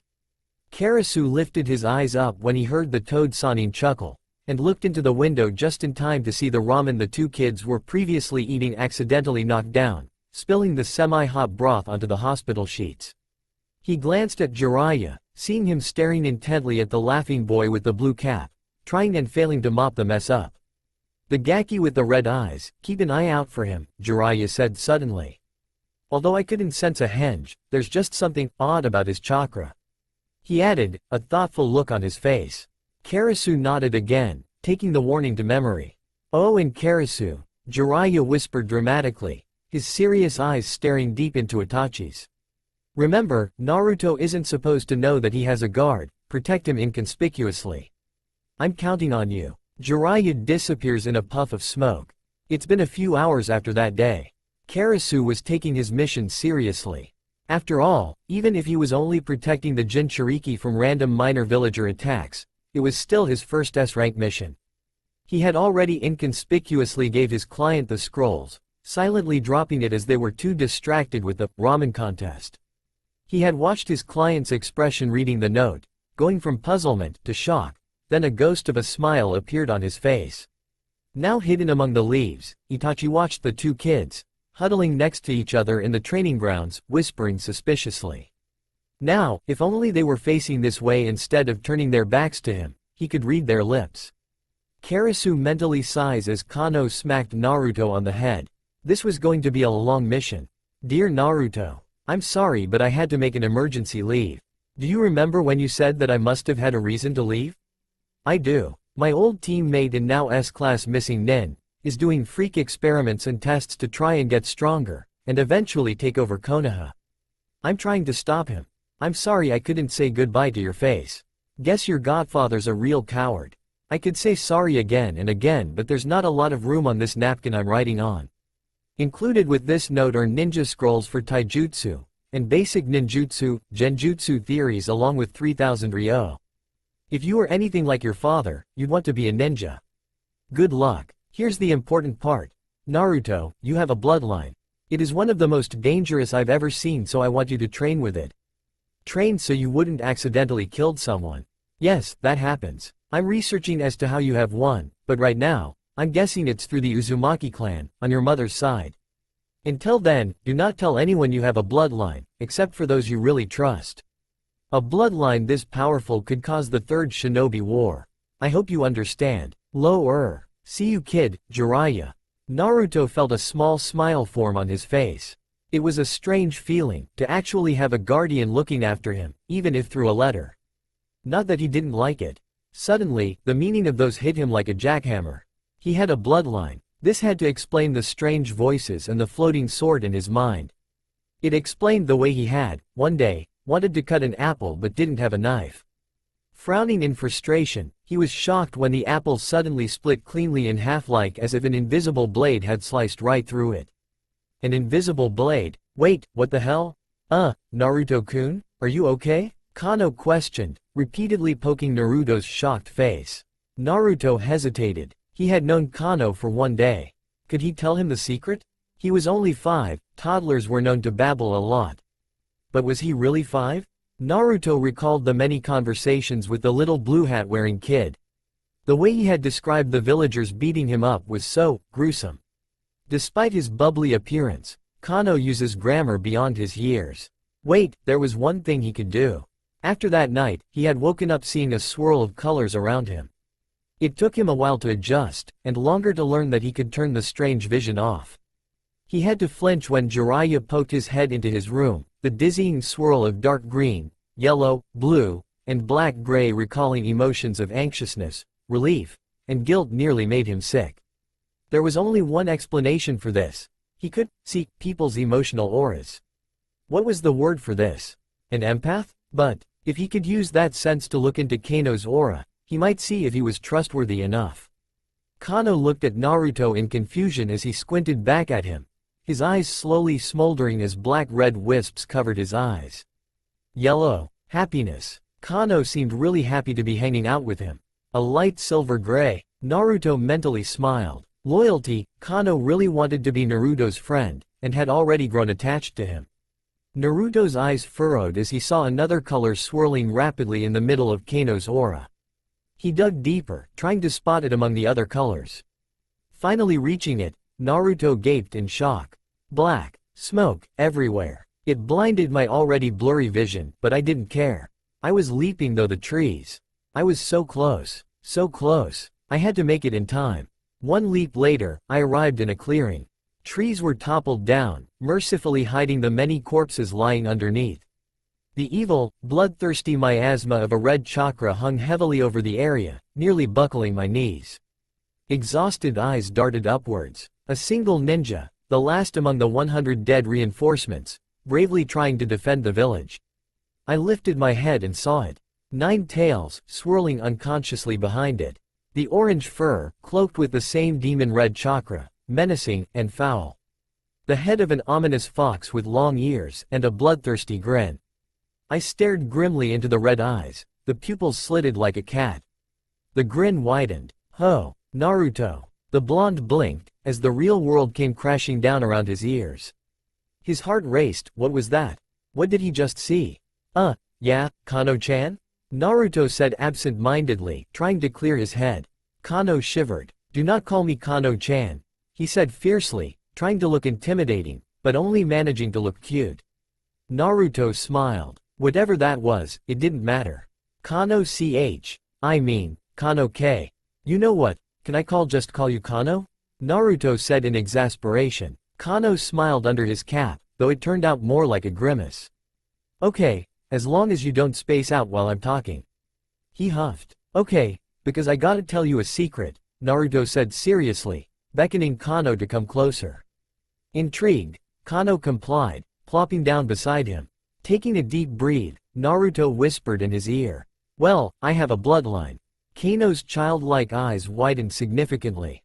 He opened his mouth to say something, but Naruto quickly covered it with a hand, making Kano mock glare at him. It's supposed to be a secret, Naruto said seriously, shaking a finger at him.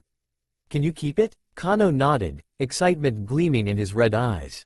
The second Naruto's hand came away from Kano's mouth, he blurted out, Can you tell me about it? Naruto complied, an uncharacteristic thoughtful look on his face. I don't know a lot, but I'll tell you what I do know. I can create invisible blades, and use it like kunai. When I do that, my eyes turn into dark red color. Also, I obtain another sense, like sight or smell, only I see the emotional auras of people. Kano gaped in awe at his friend. That's so cool. Is that why we're at the training grounds, to train? Naruto nodded and Kano paused, a confused expression on his face. Wait, does that mean you want to be a ninja? Kano questioned. Naruto nodded, a painfully wide grin on his face. I'm going to be Hokage one day, he stated proudly. Kano nodded. But why? Caught off guard, Naruto paused before answering. That was the thing with Kano, sometimes he didn't react the way you would expect. I want to be Hokage so that people would finally recognize me. So that they would fine itai. Kano had smacked him on the head, an uncharacteristic serious expression on his face. That is a childish dream, he stated. Being Hokage just for that reason is selfish. A Hokage is chosen, yes, for his power, but also for his selflessness. He has the responsibility to look after the entire village. To look after them, protect them. Just like the fourth. Like the fourth Hokage, who sacrificed his life for the safety of his village. Are you willing to do the same thing in the future? Naruto was silent for a moment, struck dumb by Kano's accusations. Now that he thought about it, was his dream really that childish? Was he being selfish, wanting to be Hokage just for some respect? Was he willing to protect the same people who rejected his entire existence? Naruto hesitated, before nodding. An unreadable emotion formed in Kano's bright red eyes, before he smiled suddenly, and said, Well, Naruto-kun, then I'll help you. It was a strange sight, Itachi reasoned, seeing a 5-year-old instructing a kid older than him on ninja training. The two friends have reached a sort of silent agreement. Kano would train Naruto and in return he would swallow his pride for following someone 2 years younger than him. The boy pushed him, making him do laps rivaling Guy's amount, even on standard shinobi training like tree climbing and water walking. When Naruto asked how the hell Kano had known these things, he just vaguely replied, Ka-san taught me. The excuse was so unlikely, even Naruto knew it was a lie. He knew that Kano was lying for a reason, though, so didn't push it. Itachi on the other hand, became even more suspicious but without solid proof, he couldn't really do anything. A few weeks later, Naruto had, with the help of his new sensei, mastered tree climbing and water walking, being able to do it like it was second nature. Okay, Kano declared, after Naruto had done 30 laps around Konoha. Exhausted, and sprawled out on the ground, he gave a weak glare towards his grinning friend. Said friend gave him a thumbs up similar to Maida Guy's, handing him some water. We worked on your endurance and your chakra control, so now, I think we can finally work on your. Kano paused, before crouching low, his eyes darting around before stage whispering, "Bloodline limit." "Right," Naruto replied sarcastically, gaining his breath as he staggered upright. In a split second, he concentrated his chakra into his eyes, and the clear blue turned into a dead dark red, glowing in an otherworldly gleam. Naruto nodded to Kano, and the next second, Kano began flinging multiple banana cream pies in the air, and Naruto's eyebrows furrowed as he concentrated. Suddenly, 2 of the 7 pies in the air sliced clean in half, the others being hit only on the tips or not at all. Gritting his teeth, Naruto waved an arm upwards, and the last pie exploded in a rip of cream and tinfoil before he plopped down onto the ground in exhaustion. Currently watching the curious duo was Karasu, or Itachi, a slightly bemused expression on his face behind his crow mask, as he watched their antics. Where exactly did those pies come from? Unfortunately, 5 aerial projectiles coming his way in an agonizing slow motion broke his thoughts. With horror, he realized that the aerial projectiles were the remaining banana cream pies in the air, and secondly, he was currently crouching on a large thicket of bushes, the dead leaves underneath him, and the large leaves above him preventing him from moving without alerting his client to his position. Jiraiya's stern talk flashed in his mind. He was screwed. Karasu shut his eyes as 5 banana cream pies splattered on his face. Naruto and Kano sniggered at the faint splat of pie heard from afar. It began a few days ago when Naruto was testing his new vision when he saw an aura from the trees behind him. It was his bodyguard. Sandaime Oji-san had told him that he had a bodyguard, since Jiraiya couldn't look after him. Kano and Naruto were slightly annoyed and curious that he hasn't shown his face yet, and were determined to bring him out. Plus, Naruto hasn't ever tried to throw a pie in an ANBU's face before. In short, they had known he was therein from the beginning. A few more banana cream pies later, a small bird came, swooping around the duo before landing on Kano's head. Unperturbed, Kano happily stroked its golden brown feathers, before taking a small scroll from its beak. Kano frowned as he read it. Suddenly, he snapped the scroll back into place, giving it back to the bird, who gave a quick nod before flying away. "Sorry, Naruto," Kano apologized, scratching the back of his head. "Ka-san is expecting me back home." He paused before whispering in Naruto's ear. "Good luck on guard-san." Kano straightened up quickly. "See you later, Naruto." He turned his head towards Karasu in the trees, as he ran off. "Bye guard-san." "They knew?" "Oh, and Karasu," Jiraiya whispered dramatically, his serious eyes staring deep into Itachi's. "Remember, Naruto isn't supposed to know that he has a guard, protect him inconspicuously. I'm counting on you." Jiraiya disappears in a puff of smoke. Oh, he was pissed. It was night time and Naruto was bored. Kano had taught him the beginning katas of a taijutsu called Dance of the Dragon Child, which relied on a small frame and quick reflexes, speed, and endurance. Luckily Naruto had all of those requirements.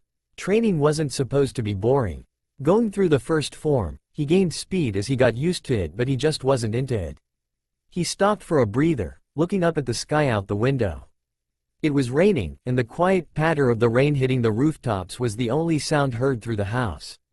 After being with a chatty person like Kano, the silence afterwards, something he used to be accustomed to, seemed so lonely. Lost in his thoughts, Naruto made some ramen, slurping the noodles absent-mindedly. The rain outside seemed to be growing steadier, until it literally pounded against the roof. His thoughts strayed to his guard, probably sitting on a tree outside, in the rain. "Guard-san, do you want to come inside?" Naruto called curiously out the window, sticking his head out into the downpour. There was silence. He didn't know why he just snapped, but as he heard no reply, a tick mark appeared on his forehead. Naruto slammed open the door, and stormed outside, sitting on a log outside in the rain. "Hey, guard-san," Naruto grinned largely, despite the cold clawing at him. "If you don't come out here, I'm going to stay out here." "But hey, aren't you supposed to take care of me?" Karasu's eyes twitched as he watched the child waiting stubbornly outside in the rain. He'll play his game. After over 4 hours, Itachi was beginning to become worried. Naruto hasn't moved from his spot. How curious was his client? His stubbornness could rival his Oto-Uto's. With that thought, a small hidden smile formed behind the emotionless mask he wore. It quickly disappeared as soon as it came. Naruto sneezed, his teeth chattering as he glared up at the greenish-gray aura in the woods. He slowly got up, aware of the painful numbness in his legs. "I'm going to stay out here forever until you get here, Dat Bayo," Naruto called out energetically. Suddenly, he staggered as his knees buckled under him. Naruto grimaced as he realized he was soon losing consciousness.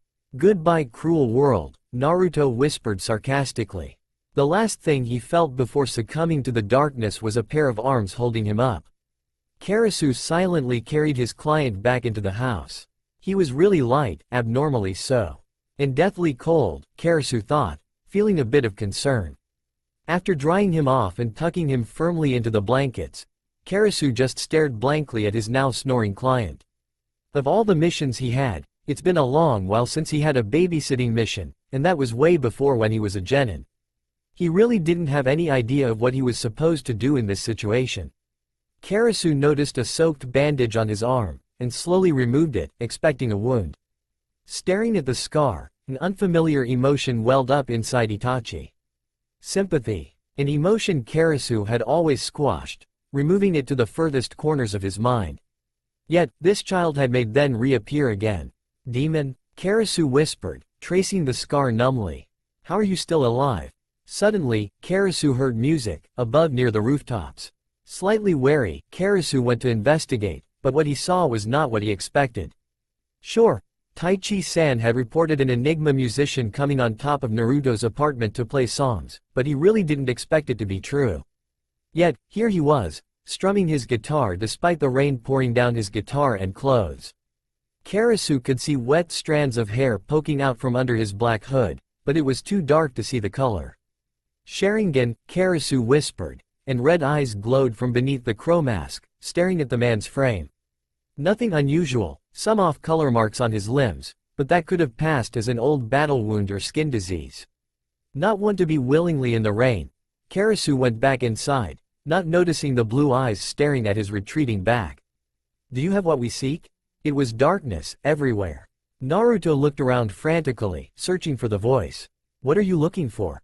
Naruto asked in confusion. All the voices laughed quietly, as if that was a stupid question. They all spoke together. "Don't act innocent, child. We are looking for..." Naruto wakes up to sun rays glaring on his face through the curtain windows. He groans at the headache he has. Maybe staying out in the rain wasn't such a good idea. Suddenly, a looming mask appears in front of him, making him yelp in surprise. The creepy masked man silently handed him some porridge, before retreating towards a chair beside him. Naruto's sweat dropped, looking at the man and at the bowl in his hand, and then back again. He dipped his finger in the porridge warily and tasted it. It was warm and had a slight cinnamon taste to it. Touched, Naruto happily eats the still warm porridge, giving random glances to the person sitting on the chair, silently staring at him. The man was wearing the uniform of the Anbu elite, and his mask portrayed the face of a grotesque crow. Raven black hair poked out from beneath the mask. He tries to feel his aura, but it was hard to find.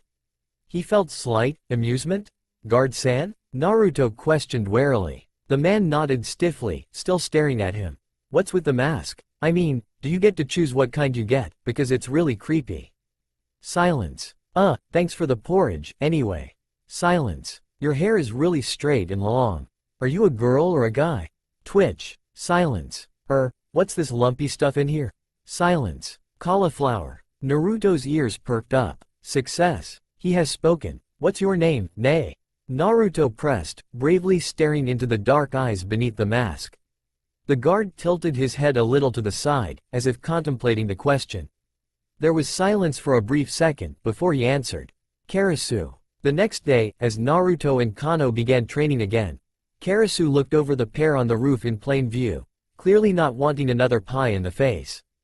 After Kano congratulated Naruto on revealing the identity of the guard, they both began poring over some of the scrolls Jiraiya had left.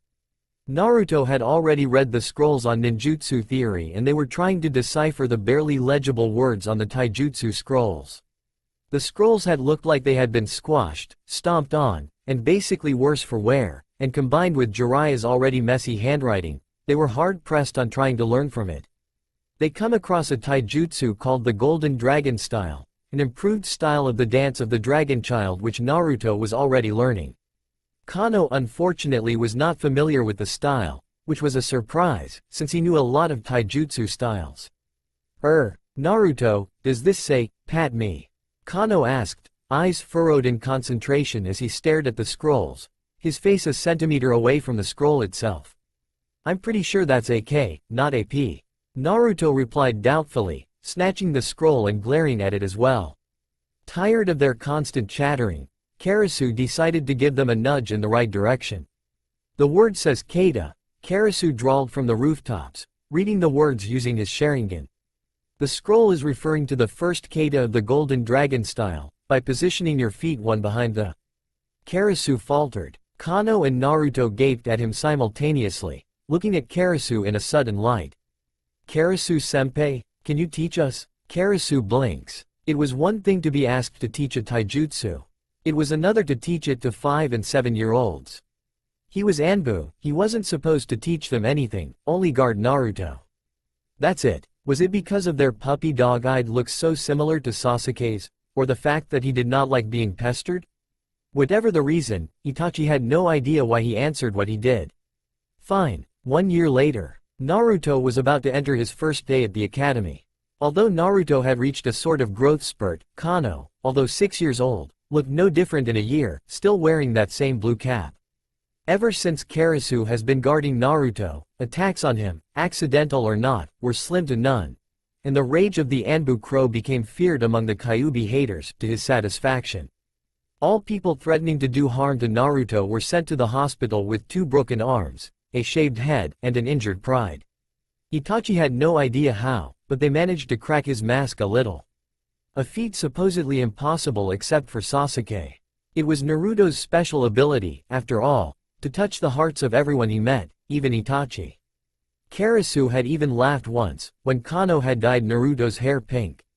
It had shocked himself, and although it was only a quiet chuckle that lasted for a brief second, he had laughed. Naruto was strong, that was for sure. Itachi had only told Naruto a few tips, but he had absorbed techniques and directions like a sponge.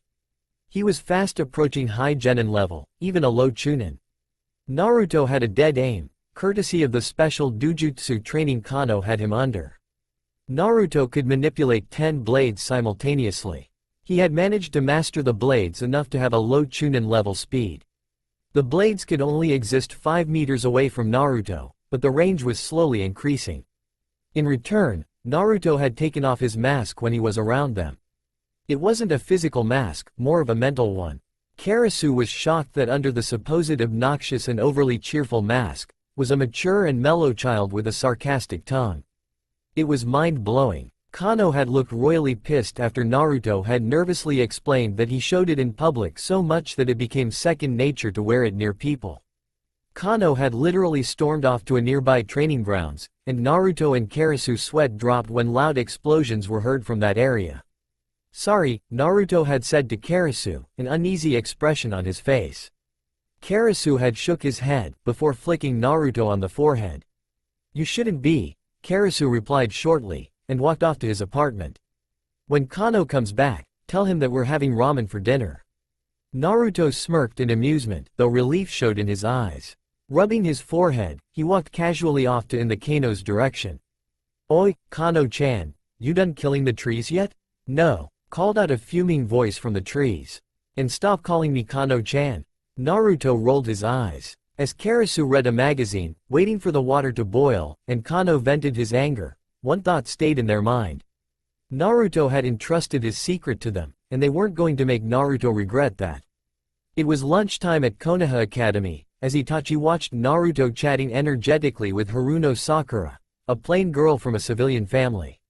Suddenly, he spotted a purple-haired girl spying at the two from behind a tree, a bright blush on her slightly sad face. Hyuga Hinata, spying on his client. An amused smile formed on Karasu's face, hidden behind the mask. Somebody has a secret admirer. Later that day, Itachi ni? You've been so busy. Are we still having the shuriken practice later? Itachi looked up as he pulled off his sandals, and smiled at the hopeful expression on Sasuke's face. Sorry, Sasuke, I have an important mission that requires me to be away for most of the time. Itachi faltered, seeing Sasuke's downcast expression. I guess a few hours wouldn't hurt, though. He relented. Sasuke smiles happily. Arigato, Itachi ni. I've been loads better, I've been practicing a lot and a lot. Itachi laughs softly before heading towards his room. Sasuke watches his ni-san with a happy smile. Lately, his ni-san has been more cheerful, and he actually laughed more. Ni-san never used to do that before. Ni-san was an old grumpy pants with the face of a statue, especially when Tu-san was around.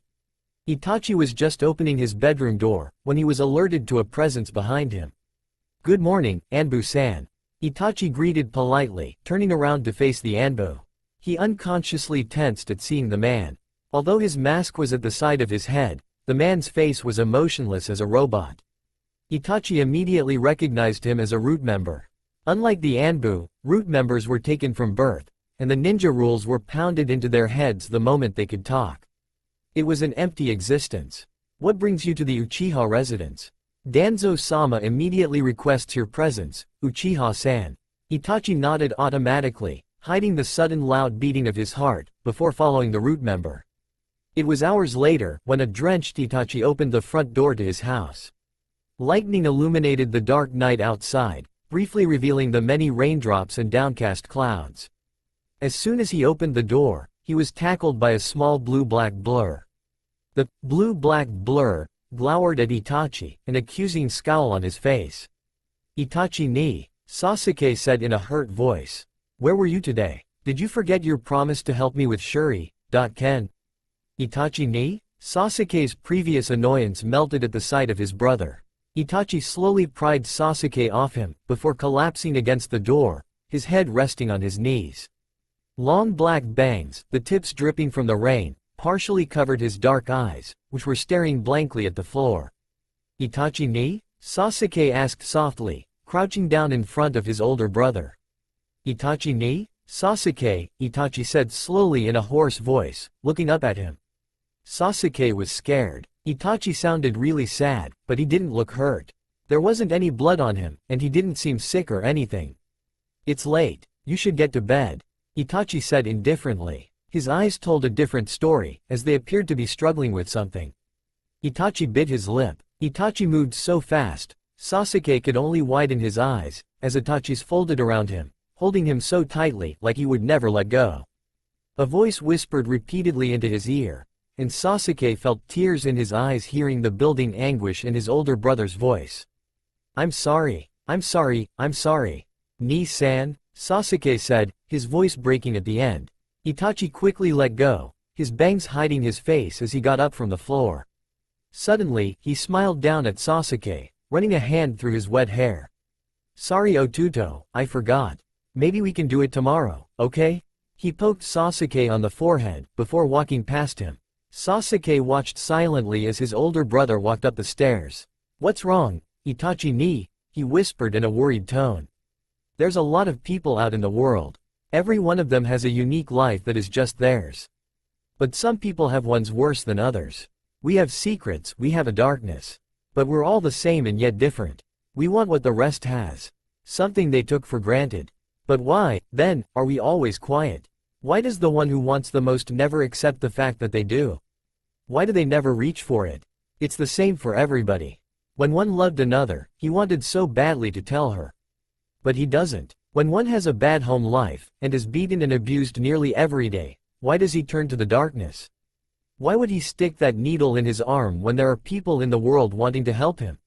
Is it pride? Is it stubbornness? Cowardice? Do we like this pain? We are the burdened, and because of our darkness we don't turn to the light. Naruto. Slinging the backpack over one shoulder, Naruto grinned as he made his way towards the academy. Today was his first day and he was unsurprisingly nervous. Casting a glance behind him, he felt some relief at the fact that Kano was watching him, albeit with a worried expression. Plastering a large grin on his face, Naruto entered through the door to the academy. Nara Shikamaru. Shikamaru, yelled a female voice. Here, Uchiha Sasuke. Here, called out a voice from the back.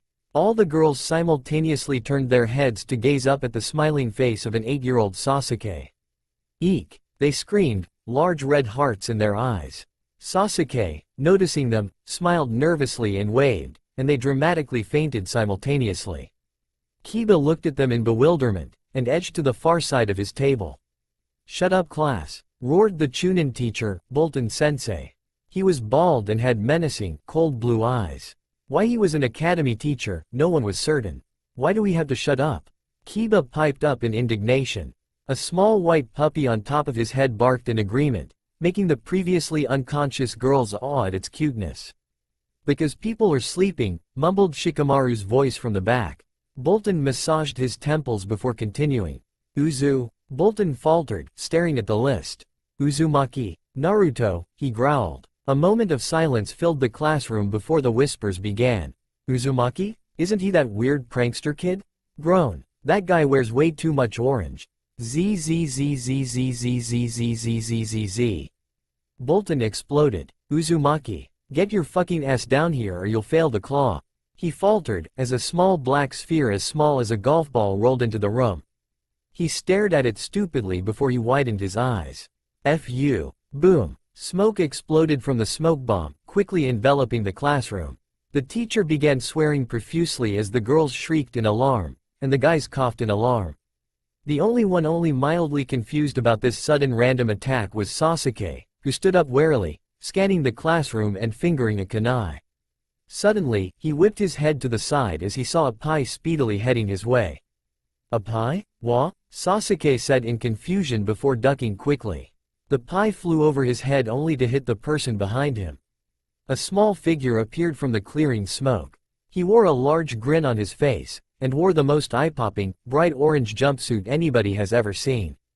In fact, if not for the fact that a shuriken holster was openly seen attached to his right leg, one wouldn't place him as a shinobi. "Uzumaki Naruto, prankster extraordinaire," Naruto exclaimed, giving a thumbs up to the class. Everybody stared open-mouthed at him before a large growling sound was heard behind Naruto.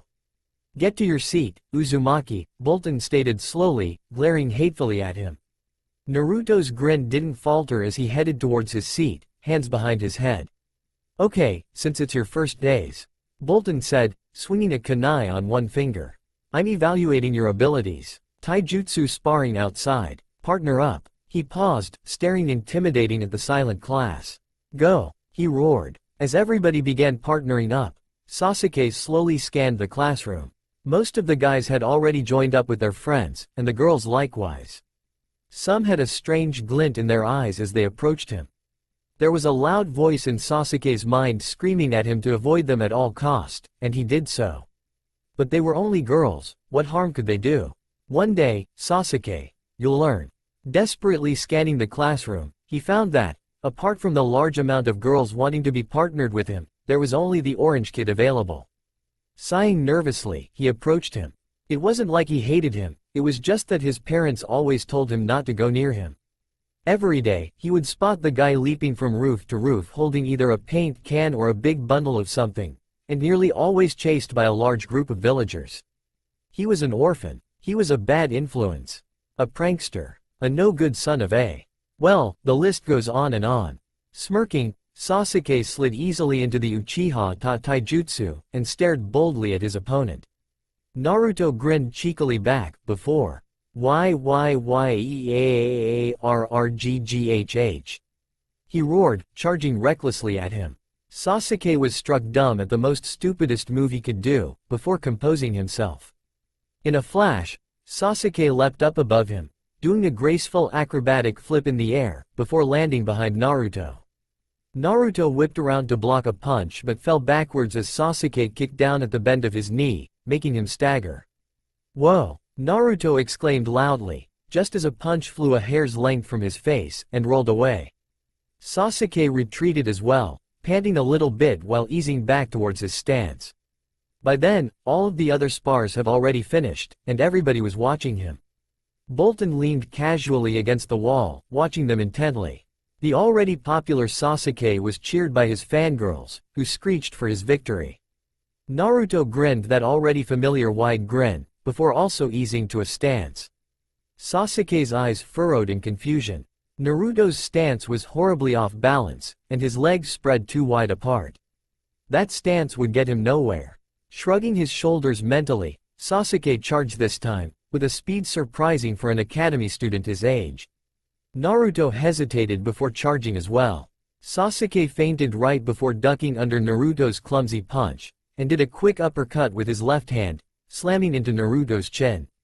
The girls cheered wildly as Naruto was sent flying backwards, and Sasuke grimaced at his throbbing knuckles. He was mildly surprised as Naruto got up again, wiping his chin with his arm. They stared at each other, blue eyes to black. Suddenly, Naruto cocked his head, easing out of his stance. "Karasu?" Naruto muttered in puzzlement. Sasuke looked at him weirdly, before taking out some newly sharpened shuriken from his holster. That distraction was pretty lame, he thought. Time to up this a notch. All the girls gasped dramatically as Sasuke threw the shuriken. He hasn't practiced with them a lot, so his aim was a bit off, but they were still heading towards Naruto. Naruto quickly took out a kunai knife and held it up to block the. A kunai whipped through the air, embedding Naruto's hand to a tree. Gasping in both surprise and pain, Naruto let go of the kunai, and it clattered onto the ground. "Oi, no weapons allowed during the fights," Bolton drawled, another kunai spinning warningly on one finger. Naruto couldn't hear him. Pain. He couldn't breathe. Every part of his body was in agony. Kami, he couldn't breathe. He could only watch in dim horror as one of them advanced on him, a kunai knife in one hand. The man shoved him roughly to his feet, before grabbing his hand, and pinning it up above his head. Everybody jeered as the man, his face shrouded in shadows, grinned gleefully as, with one motion, stabbed the kunai savagely through his hand, and onto the wood behind it, pinning his hand to the wall. Naruto screamed as his other hand was pinned above him as well, raising his body above the ground. His weight proved too much for the blade, and the kunai dug deeper into his flesh, as his weight lowered him down slowly to the ground. "Stop," Naruto whispered feebly. The shadows laughed at him sadistically, and his world began to spin, the dark colors swirling together. "Snap out of it, Jinchuriki." Snapping his eyes open, Naruto gripped the kunai and, with one sharp jerk, he tugged free the blade from his hand, and everybody flinched simultaneously as the blood flowed profusely from the hand. Naruto dropped the blade in silence, before looking up at Bolton, his clear blue eyes staring emotionlessly at him. Inwardly, he was shaking like a leaf. He didn't think that the incident has shaken him up this much. Pushing the feeling into the back of his mind, he grinned widely, though his eyes stayed trained on Bolton. And to everybody else's shock, Bolton averted his eyes. "Gomen Nasai, Bolton-sensei," Naruto exclaimed, breaking the silence, as he scratched the back of his head. "I guess I'll go to the nurse's office, he said, edging back towards the academy entrance. An awkward silence filled the air as the Naruto left. "Was that really necessary?" muttered Shino from the back. Everybody looked from Shino and back to the teacher, whose eyes narrowed. "I didn't say that weapons were allowed," Bolton barked out, making everybody flinch. "Suck it up, you're all going to be ninjas. Everybody back to class." Bolton stormed back into the classroom, the students following him. "So, did Sasuke-kun win? I hope he doesn't do that to my hand. Did you see all the blood? Ew. Man, the orange kid sucks a lot. Maybe I'll ask Ka-san for a transfer." Sasuke, at the back of the crowd, glanced back at the bloody kunai left on the ground, and jumped in surprise as a man leapt down from the trees, before picking up the kunai. It was an ANBU, dressed in the trademark white armor, his mask painted black in the form of a bird. Or more specifically a crow. The Anbu looked up, his eyes, shadowed in the mask, staring at him. Sasuke felt a bit nervous as he walked gracefully towards him, before depositing a paper note into his hand. Sasuke looked at the paper note curiously. "Deliver that to Bolton-sensei. Do not read it," stated the Anbu, his voice a robotic deep bass. Oh okay," Sasuke stammered, a bit intimidated by the Anbu. He looked up at the Anbu. Seriously, that mask looked really creepy. Sasuke eyed the hair. It was black, and was tied in a loose ponytail, the bangs hanging in front of the mask. It looked really familiar for some reason. Realization struck Sasuke, and he warily asked, "Itachi ni?" The Anbu paused, before looking down at the child. "No, civilian-san," the Anbu replied. Raising a finger, he poked Sasuke on the forehead. "I am Karasu." "Oh," Sasuke said with a small smile, rubbing his forehead. Well, Karasu-san, can you remind Itachi ni that he promised to come to the market with me today? I am not a messenger. You should get to class, Karasu stated, walking away. He paused. But I will deliver your message. Great. Sasuke smiled happily, before retreating into the classroom. Behind his mask, Itachi smiled sadly before disappearing in a whirl of leaves. Sasuke walked into the quiet classroom. The class was doing some questions from the Shinobi Handbook, and the orange kid hasn't come back yet. The teacher was lounging in his desk, reading a strange orange book Sasuke had always seen his Tusan reading nowadays. Whatever it was, it made him curious. Whenever he went outside, nearly all the male adults were reading it. It was sure popular. Uchiha, get to your seat, barked Bolton. Anyo, Bolton-sensei, Sasuke piped up. I have a note for you. He handed Bolton the note, before walking back towards his seat. Grumbling, Bolton snatched the note and opened it. As he read it, he got paler and paler before crumbling the note with one hand. Get to work, class, Bolton stammered, and left out the door. The class stared at the closing door before shrugging. Just then, Naruto came sauntering into the classroom, his hands neatly bandaged. Sasuke spared him one curious glance before sitting on the nearest seat. A girl with pink hair, whose name he couldn't recall, blushed furiously as he sat down, though he took no notice of it. Naruto stared down at this textbook. It was torn and held only by a large number of staplers. Not only that, but the contents were definitely not for academy first years. Naruto felt a deep disappointment within him. Judging by how Kano described the academy, he had imagined that he would at least get treated the same as anyone else here.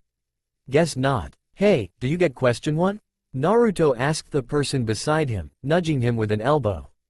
The person beside him wore the strangest set of clothes Naruto had ever seen. Well, apart from himself. While he wore normal gray pants with a shuriken holster, he also wore a large shirt with an upturned collar, which hid the lower half of his face. He also had a unique hairstyle, large and spiky brown hair that oddly reminded Naruto of an afro. Except that it wasn't fuzzy at all. Dark sunglasses covered his eyes, even though they were indoors. He inclined his head towards Naruto. Judging by his aura, he was mildly surprised that he was talking to him. But for what reason why, he had no idea. He took one glance at the booklet and said quietly, "You have the wrong booklet," and returned to his work. Naruto wasn't listening, though. He watched, fascinated, as the spiky afro kid turned back and did his work, only for bugs to crawl up his hands and arms as he did so. They were so small and jittery and reminded Naruto of the bugs he had seen crawling around in a dead tree stump. "Wow, that's so cool," Naruto exclaimed quietly, touching his finger to his hand. The small bug crawled onto his finger, scuttling around and around it in a dizzy routine. Cool. The person, Aburame Shino, looked up at him in surprise, or as much surprise as one could tell from behind his dark-tinted specs. He slowly raised a finger to Naruto's hand, and the small bug crawled back obediently onto it. Before Naruto could reply, a pink-haired girl from across the table reached over to see Naruto's booklet and said timidly, Question 1 is, the 5 elements are water, fire, earth, wind, and lightning. Naruto grinned widely in thanks, but some girls behind Sakura snorted simultaneously. Great. Forehead girl is also a smarty pants too, one of them whispered audibly to another. The others giggled and Sakura looked crestfallen. Naruto stared at the giggling girls, and they looked unnerved, their giggles fading away. Naruto's striking blue eyes were looking directly at them, the large grin absent from his face. One of them blushed, he actually looked hot without that dorky expression on his face. Just then the lunch bell rang, and Naruto turned away, leaving 4 speechless girls. Everybody stood up, sending curious glances at the teacher's desk. He wasn't back yet. Naruto was the first to leave, walking up the stairs onto the rooftops. The grin faded from his face, and he slid down against the fence, slouching against the wires. He rolled his head towards his right to see Karasu sitting crouched down sideways against the fence, his feet sticking against the metal. "Hey, what happened to the Bolton guy?" Naruto asked casually, pulling out a bento box and snapping apart his chopsticks. "Let's just say, he won't be teaching anymore," Karasu said, a smirk playing on his face beneath the mask. Naruto snorted in amusement. You know, it wasn't that serious, Naruto added, gesturing to his bandaged hand. I saw your face when it happened, Karasu stated. Don't tell me that was nothing. If Kano was here, he'd beat the shit out of him. 6-year-old or not. A year ago, Karasu might have said nothing, but now, his personality has fleshed out a bit more. Naruto couldn't believe that under that emotionless exterior was a laid-back man with a dry humor and a sense of loyalty. But in the battlefield, he was a respected, graceful and skilled Anbu. The sound of a fight was heard down at the academy grounds. Naruto glanced down in curiosity, and saw the 4 girls from before, surrounding the pink-haired girl behind the back of the playground. His eyes flashed black. You and your stupid hero complex, Karasu muttered to himself as Naruto rushed down there. Hey, what do you think you're doing? Naruto shouted in indignation, pointing a finger at the crowd. They paused in their teasing, looking at him with a dumbfounded expression, before snarling in annoyance. Go away, orange kid, we're busy here, one of them growled. The rest cracked their knuckles in a seemingly intimidating way. I am Uzumaki Naruto, and as the next Hokage, I demand that you stop right now, Datbeo. Naruto yelled, although he cringed mentally inside. The bullies paused, blinking as their ears adjusted to the Naruto-level volume, before snarling again. Oh yeah? Let's teach him a lesson.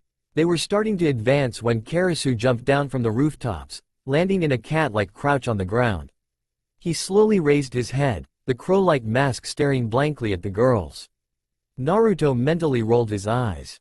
The girls shrieked in horror before running back to the academy. We'll get back at you for this.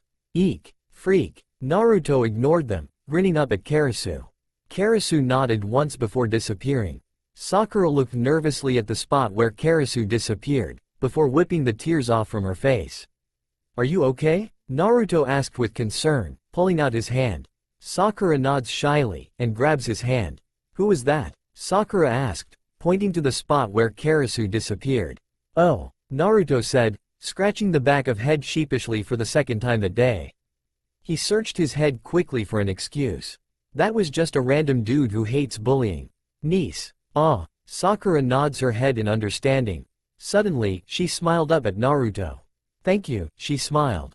Naruto was surprised. He could actually feel the gratitude in her aura. He smiled back. No problem? Naruto mumbled, averting his eyes. Sakura's eyes opened with sudden realization, and she dug into her pocket. Do you want a cookie? She asked innocently, dangling a cookie in front of his face. Later on, as he was walking home, only one thought was in Naruto's mind. He never knew cookies could taste so nice. Hinata walked home in a depression. It was her first day at the academy, and it was both the worst and best day in her life. First of all, she had started the day with a pie in her face. The boy, what was his name? Sasuke.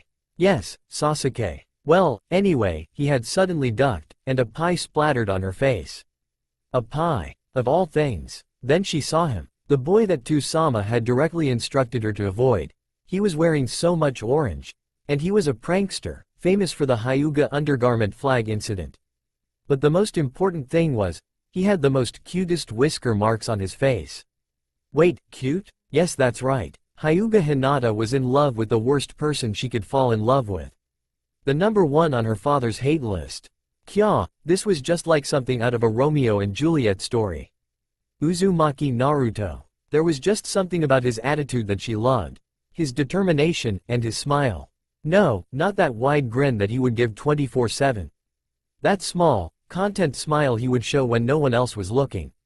He had given it to that strange Anbu man before. He had given it to that Haruno person. At that thought, Hinata fell into a deeper depression. So dark, she was hardly noticing where she was going, and bumped into a person, sending them both butt first on the ground. Oh, Gomen Nasai. Hinata spluttered, helping him up. Suddenly, her heart stopped as she stared openly at the person she bumped into. Her mind went into overdrive, and the world tipped dangerously as a chibi Hinata screamed in panic inside her mind.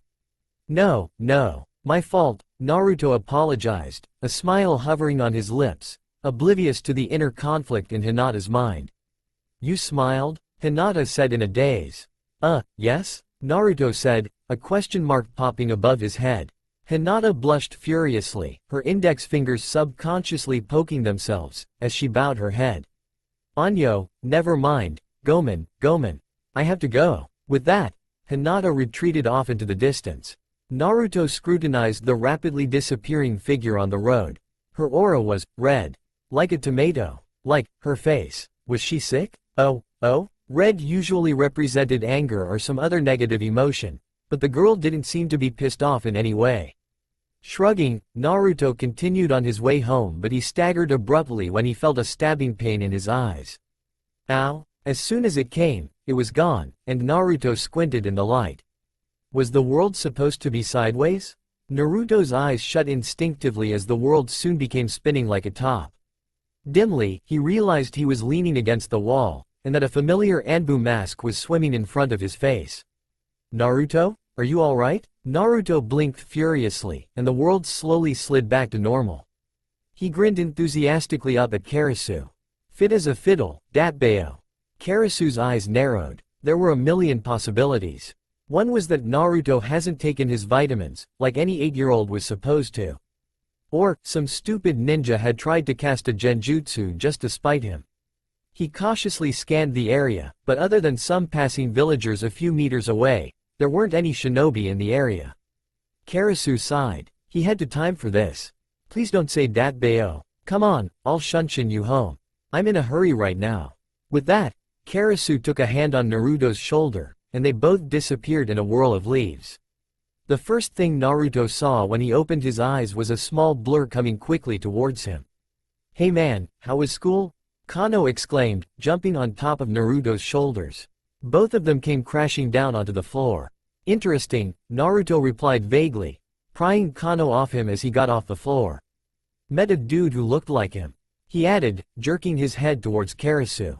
The result of a steamy night with one dog, a banana, and 2 drunk girls? Kano offered up, a smirk hidden under his cap. Karasu rolled his eyes under the mask. No, it's my Otuto, Sasuke. Rei a lie? Naruto added, his eyes lifting up suggestively. Karasu sighed. I have no time for this. Naruto, ramen's in the kitchen. Go to bed after you finish those katas I told you to do. And you, Karasu pointed at Kano, who grinned sheepishly. Go home for once. Kano ignored him, as he collapsed lazily onto the couch. Naruto was about to go check the ramen in the kitchen cautiously. Karasu wasn't known as a good cook. When suddenly, Karasu dug into his pocket, and came up with a tiny red present.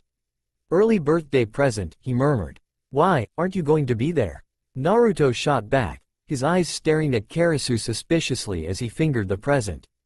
It felt heavy in his hands, and kind of felt bulky, as if there was more than one thing inside. And to Naruto's growing suspicion, Karasu's aura darkened quickly, although he didn't betray his expression. You're in the academy, and soon, you won't need a bodyguard anymore. I won't be here 24/7 forever. And, with one quick nod, Karasu disappeared in another whirl of leaves.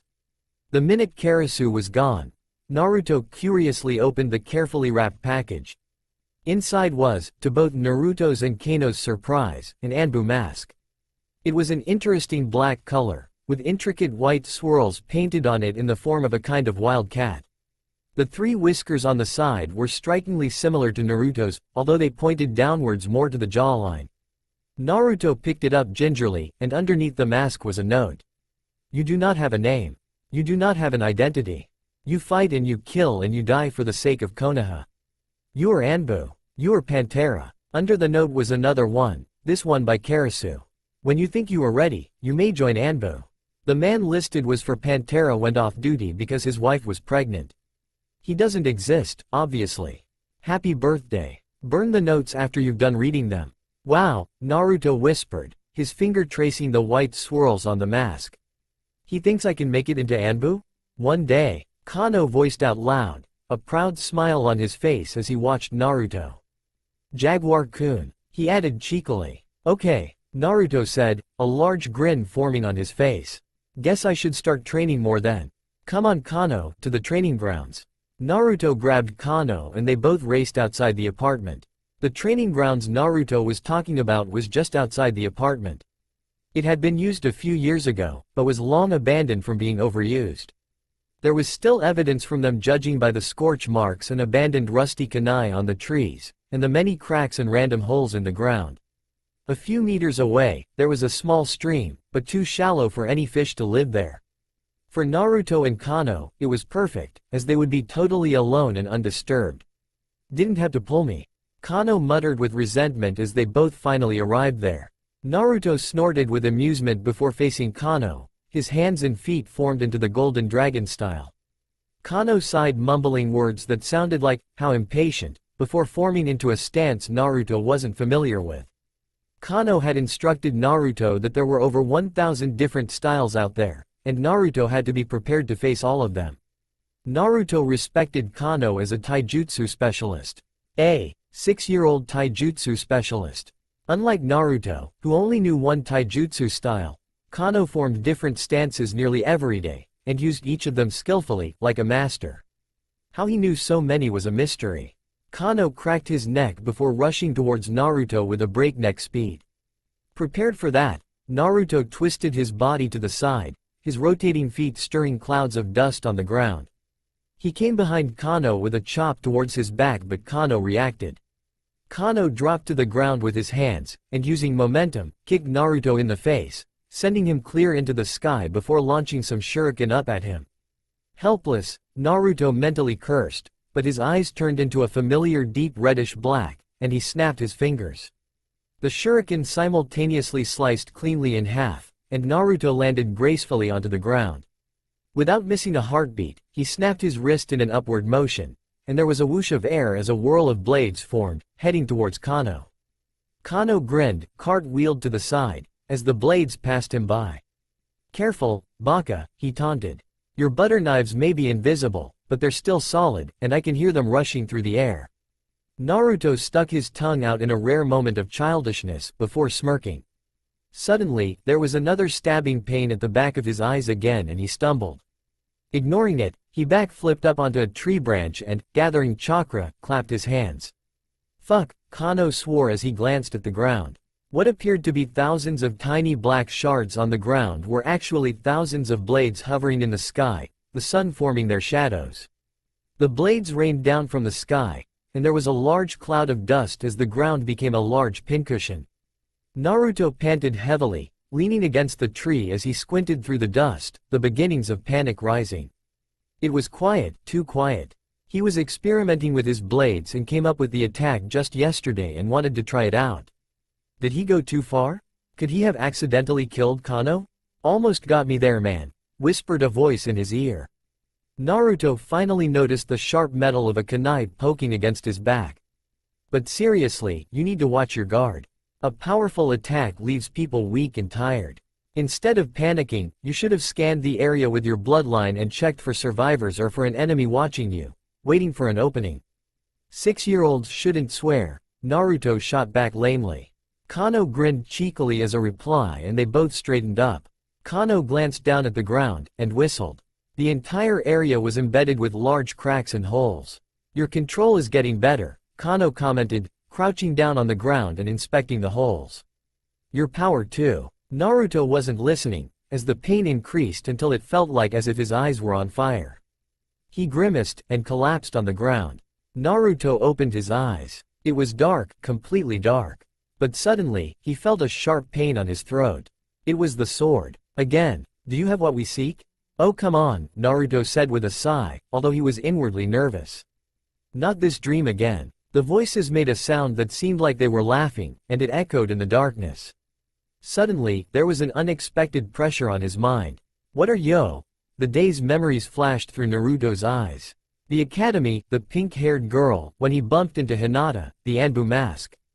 It stopped suddenly, leaving Naruto panting and tensed against the sword. The voices were silent, and for a long time they were, leaving Naruto standing there in the darkness. Finally it spoke. "So, child, I guess you do." The darkness shattered, leaving Naruto on his knees in murky water. He was back in his mind, in front of the crossroads leading to the 5 gates. He glanced up as the gate on the right exploded in a bright light. The kanji for destiny appeared at the top of gate. The hallway disappeared, and in its place was a large mirror. Naruto's eyes widened. His dark red eyes looked different. Unlike before, when it was just a blank dark red color, the pupil was now visible, and while the color was still a dark red, the pupil has shaped into a three-pointed, pure black star, nearly blending in with its background. Naruto's reflection smiled back at Naruto. It spoke. We are Kuroibaragen, Black Rose Eye. Outside Naruto's mind, hundreds of small blades explode around Naruto in a tornado, making Kano yelp in surprise, as cuts appeared on his arms. Naruto looked at the blades blankly. Unlike before, when even he couldn't see them, they were visible now, and were a dark red color, shaped like the broken pieces of a mirror, small but deadly. Can you see them, Kano? Naruto asked Kano blankly. The blades. The what? No, Kano said slowly, scrutinizing Naruto. His eyes widened as he took in Naruto's eyes. Whoa, what the hell happened to you? Shrugging, Naruto snapped his fingers towards a tree. He watched in awe as the blood-red blades formed together into a large black arrowhead, before assaulting the unfortunate tree. The tree tore in half in a burst of splinters. Already low on chakra, Naruto falls on one knee, the world spinning dangerously. What was that? Kano tentatively approached the tree, whistling softly as he touched the leaking sap. I think, you actually fucking unlocked the next stage, he said, a grin growing on his face. Nice eyes, by the way. With its slightly bended edges, it looks like some sort of a black flower, spinning slowly as it floats on a puddle of dark blood. Stop swearing, Kano-chan, Naruto said absent-mindedly, staring at the blades whirling around him. That was the thing with Kano. On one hand, he was an innocent, hyper, and happy-go-lucky little kid, but on the other hand, Kano knows grammar far beyond his years. He swears a lot when he's in the mood and, if he chooses, has a mature air around him.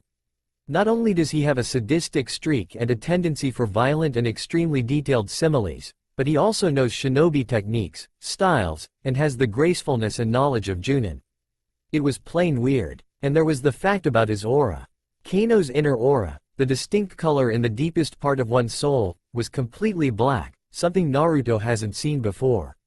Not even Itachi's, which was a shimmering silver. But whenever Naruto asks Kano about it, he would answer vaguely before changing the subject completely. Soon, Naruto knew better than to ask. He would tell him when he wanted. That didn't stop him from being curious, though. Kuroibaragen, Naruto said suddenly, facing Kano. That's my bloodline, Black Rose, Kano commented, grabbing one of the blades out of thin air and toying with it. How appropriate, he added with a smirk. It was nearing midnight as the duo began their walk back home. The full moon had an unnatural red tint to it, making Kano nervous, so they hurried home. Naruto was silent as they walked. Or at least, one walked while the other perched on his shoulders, humming a Christmas carol. Been a busy day, Kano said out loud, tapping on Naruto's head. Naruto murmured in agreement. We're continuing training tomorrow, 5 a.m. sharp. What are you, an Uchiha? Kano snorted. Wonder where Karasu went, he voiced out loud. Yeah, Naruto agreed. There was a nagging feeling at the back of his mind. Naruto stopped suddenly, his eyes wide. Oh fuck, he whispered. Hey Kano, wanna walk with me to the academy? Naruto asked casually to cover up how nervous he was. Kano bobbed his head in agreement, but instead of walking out the door, jumped onto a table and onto Naruto's shoulders, like some kind of a monkey. Wonder where Karasu went this morning? Kano questioned Naruto as he rested his elbow on his head. Naruto shrugged. Dunno. They walked out the door. Naruto blinked furiously, and the world slowly slid back to normal. He grinned enthusiastically up at Karasu. Fit as a fiddle, Datbeo. Karasu sighed. Please don't say Datbeo. He deadpanned, standing back up. Come on, I'll shunshin you home. I'm in a hurry right now. It was raining hard. Naruto ran quickly through the deserted street. There was a quiet fear in the back of his mind. He really didn't want a repeat of what happened that night. That, and Karasu has told him multiple times not to go out during the night when he was off duty. Hey, it wasn't his fault he fell asleep training alone on the other side of the village. Okay, maybe it was. Running down the street, his soaked to the bone, and lost in his thoughts, he was too distracted to notice it until it was too late. The aura clawed at Naruto's mind like a chainsaw. The sense of an overwhelming despair and the confusing conflicts of emotion sent Naruto staggering to the ground, his head reeling with the overload. Through his hazy vision, he saw sandals walking towards him in the rain, before stopping in front of his face. "Are you alright?" said an unfamiliar voice. Naruto looked up into the dark emotionless eyes of Uchiha, the long sable bangs, dripping from the rain, hanging over his eyes. "Fiend," Naruto answered sarcastically, although a large grin plastered itself on his face. He staggered upright to his feet, and nearly fell over again if it weren't for the stiff hand clasping itself on his shoulder. "Thanks, Mr. Naruto exclaimed, a bit surprised by the stranger's kindness. The young man tilted his head a little to the side, as if contemplating the question. There was silence for a brief second before he answered.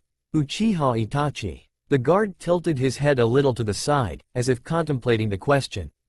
There was silence for a brief second before he answered. "Karasu." Naruto was startled. He opened his mouth to say something but closed it again, making him look like a gaping fish. Itachi watched Naruto in silence, before blinking once and walking off, leaving the speechless boy in the rain. Karasu dug into his pocket, and came up with a tiny red present. "Early birthday present," he murmured, as he handed it to a surprised Naruto. "Why, aren't you going to be there?" Naruto shot back, his eyes staring at Karasu suspiciously. Karasu's aura darkened quickly, although he didn't betray his expression. "You're in the academy, and soon, you won't need a bodyguard anymore. I won't be here 24/7 forever." And, with one quick nod, Karasu disappeared in another whirl of leaves. Kano nearly lost his grip as Naruto suddenly ran in the opposite direction of his apartment. "Oi, what are you doing?" Kano glowered at Naruto, as the two ran past the training grounds they were previously in. "Where are we going?" "Karasu's going to do something stupid," Naruto replied in a slightly panicked voice. "We have to go talk to him, just to make sure he doesn't leave or anything." If Kano was confused, he didn't show it. He nodded once before leaping off Naruto's back, running side by side next to Naruto. The red-tinted moon was high in the sky by the time they reached the Uchiha district.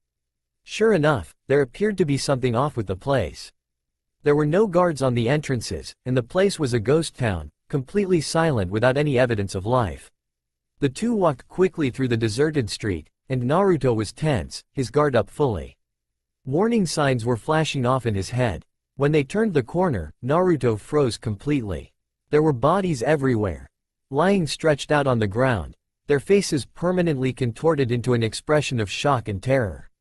Naruto gagged at the stench of blood thick in the air, barely hearing Kano swear profusely under his breath. The worst part were the eyes. Or the lack of eyes. Every single body had their eyeballs completely ripped out of their sockets, leaving gaping sockets and blood running down like tears. "Itachi," Naruto breathed, walking forward. He felt a sudden tug on his arm, and glanced backwards. Kano was gripping his arm, and there was a desperate expression on his face. "It's dangerous," Kano whispered, although both of them knew it was no use. "I have to make sure he's okay," Naruto shot back, trying to tug free his arm. "My hero complexion, remember?" he added lightly.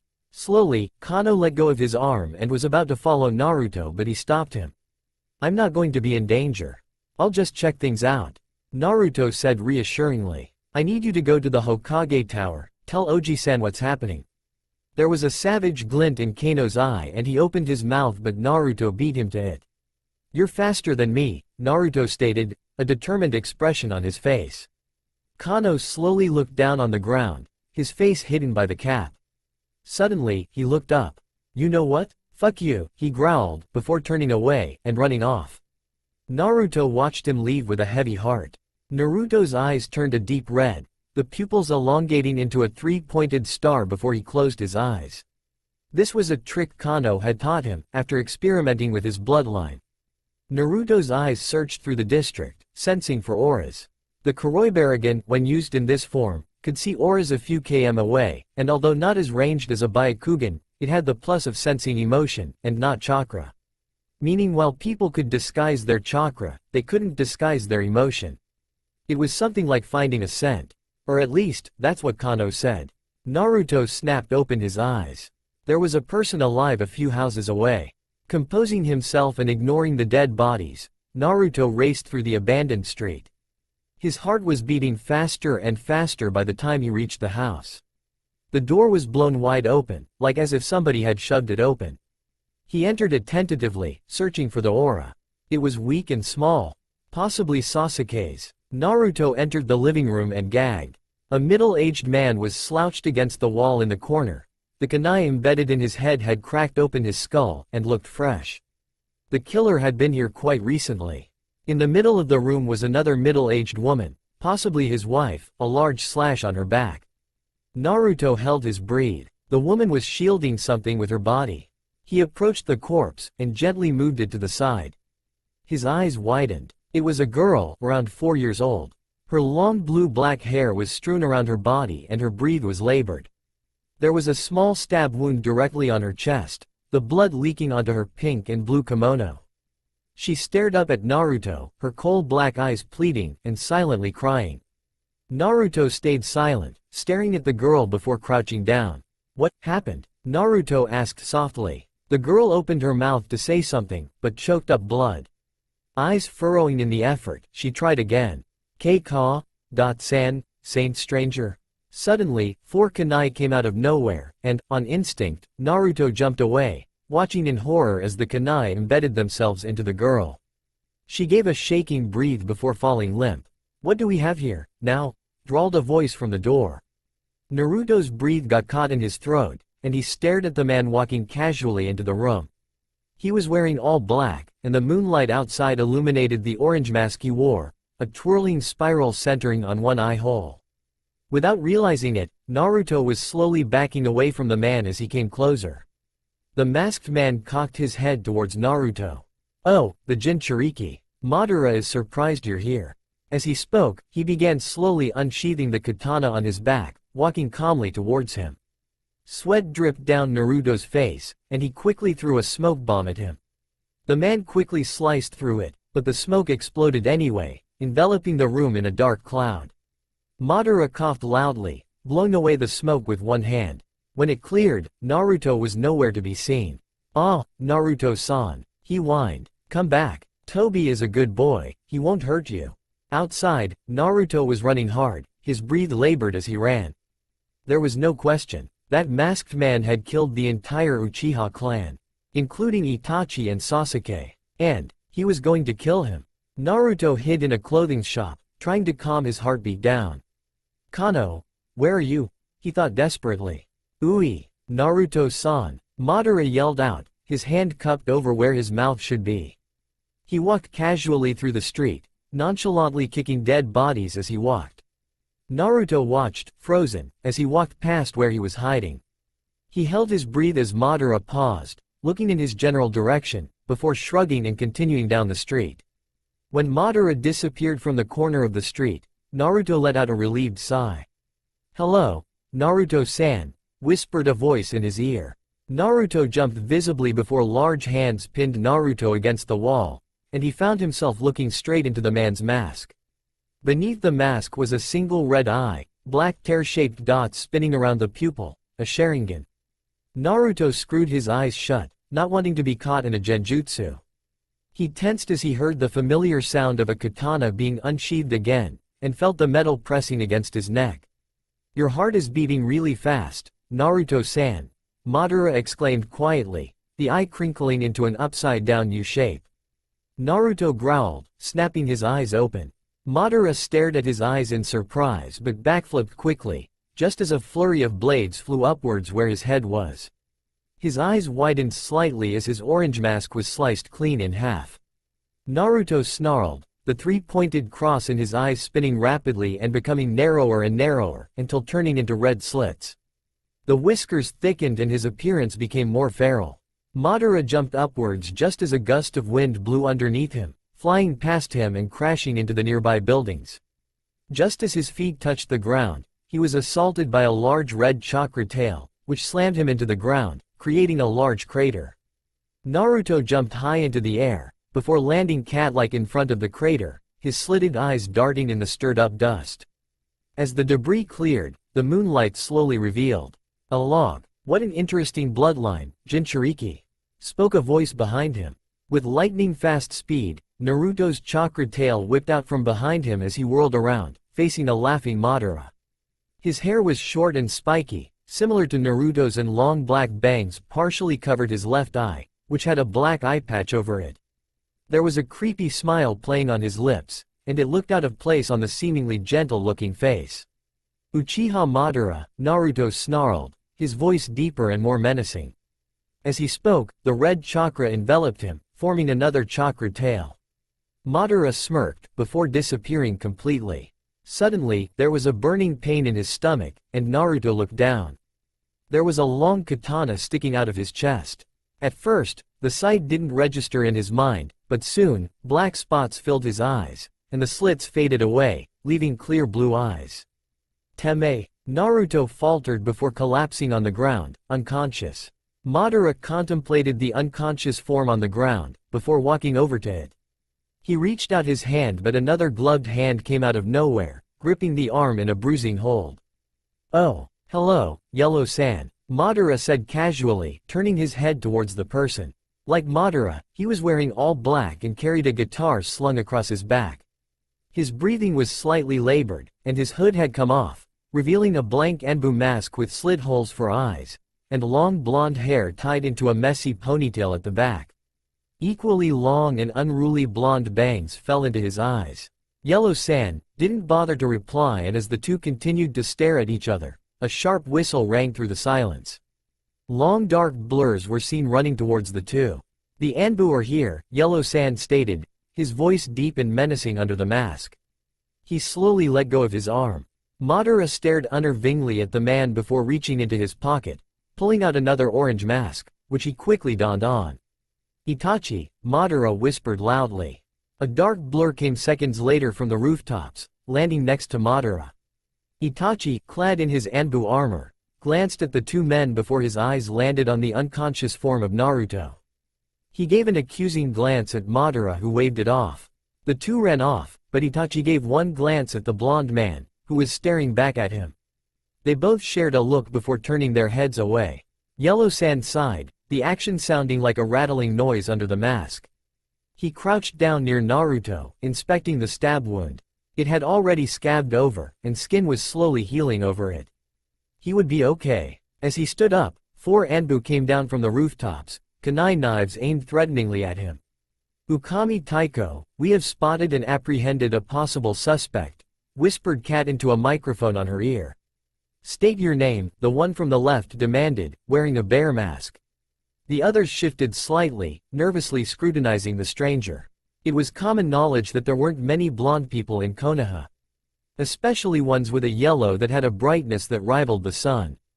In fact, the only people with bright blonde hair was the late 4th Hokage, and the Jinchuriki himself. Yet, here was a stranger with the same blonde hair, and wearing no Hite-8. "Me?" Yellow-san said, pointing to himself. "Oh well, oh, Hokage-sama," he exclaimed suddenly, bowing down to a person behind Bear. The 4 Anbu simultaneously glanced behind Bear, and before they could react, the stranger disappeared in a whirl of leaves. "Oh, crap," Kat sighed in her mask. Just then, an older man came in to join the 4. He was wearing the typical Anbu armor, except his armor was embroidered with golden threads. The Anbu tattoo on his left shoulder was also outlined in gold. Unruly, spiky, silver hair, leaning towards the left, poked out from the mask, which was painted in the form of a wolf. "Where is the target?" Ukami asked, looking directly at Bear. The 4 shifted nervously under his stern gaze. "Well, Yamato, you are Anbu. Speak clearly," Ukami barked out, although his voice sounded slightly amused. "Yes, Taiko," Yamato said stiffly, before bowing low. "Cat, Bear, Lion and I were apprehending the target, when he distracted us, Taiko." Taking the chance, he disappeared. "That is all, Ukami Taiko." Ukami digested the information quickly, before launching into a series of hand seals. Biting his finger, he slammed the hand onto the floor, releasing intricate marks on the ground. In a puff of smoke, a pack of dogs appeared, all of different sizes and breeds. One at the front, a small pug, wrinkled his nose in disgust. "Ew," Pakun complained shortly, giving Ukami a reproachful look. Ukami ignored him. "Okay, Team A. See if you can find the scent of any people alive. The Anbu team will help you. Team B. Locate the scent of the suspect or suspects. Go. Both Dog and Anbu nodded briskly as one team ran off in all directions, while the other stayed here, walking cautiously around the street. Ukami hissed quietly as his attention was finally focused on the unconscious form of Naruto. Kuso. Naruto, what the hell are you doing here? He murmured to himself, shifting the boy onto his back. The rest of you, continue looking. Pakun, notify me once you find something. Ukami ran off towards the Konoha hospital, jumping from roof to roof. That's all for now. If you want to see next part, then please like this video and subscribe my channel. Thank you.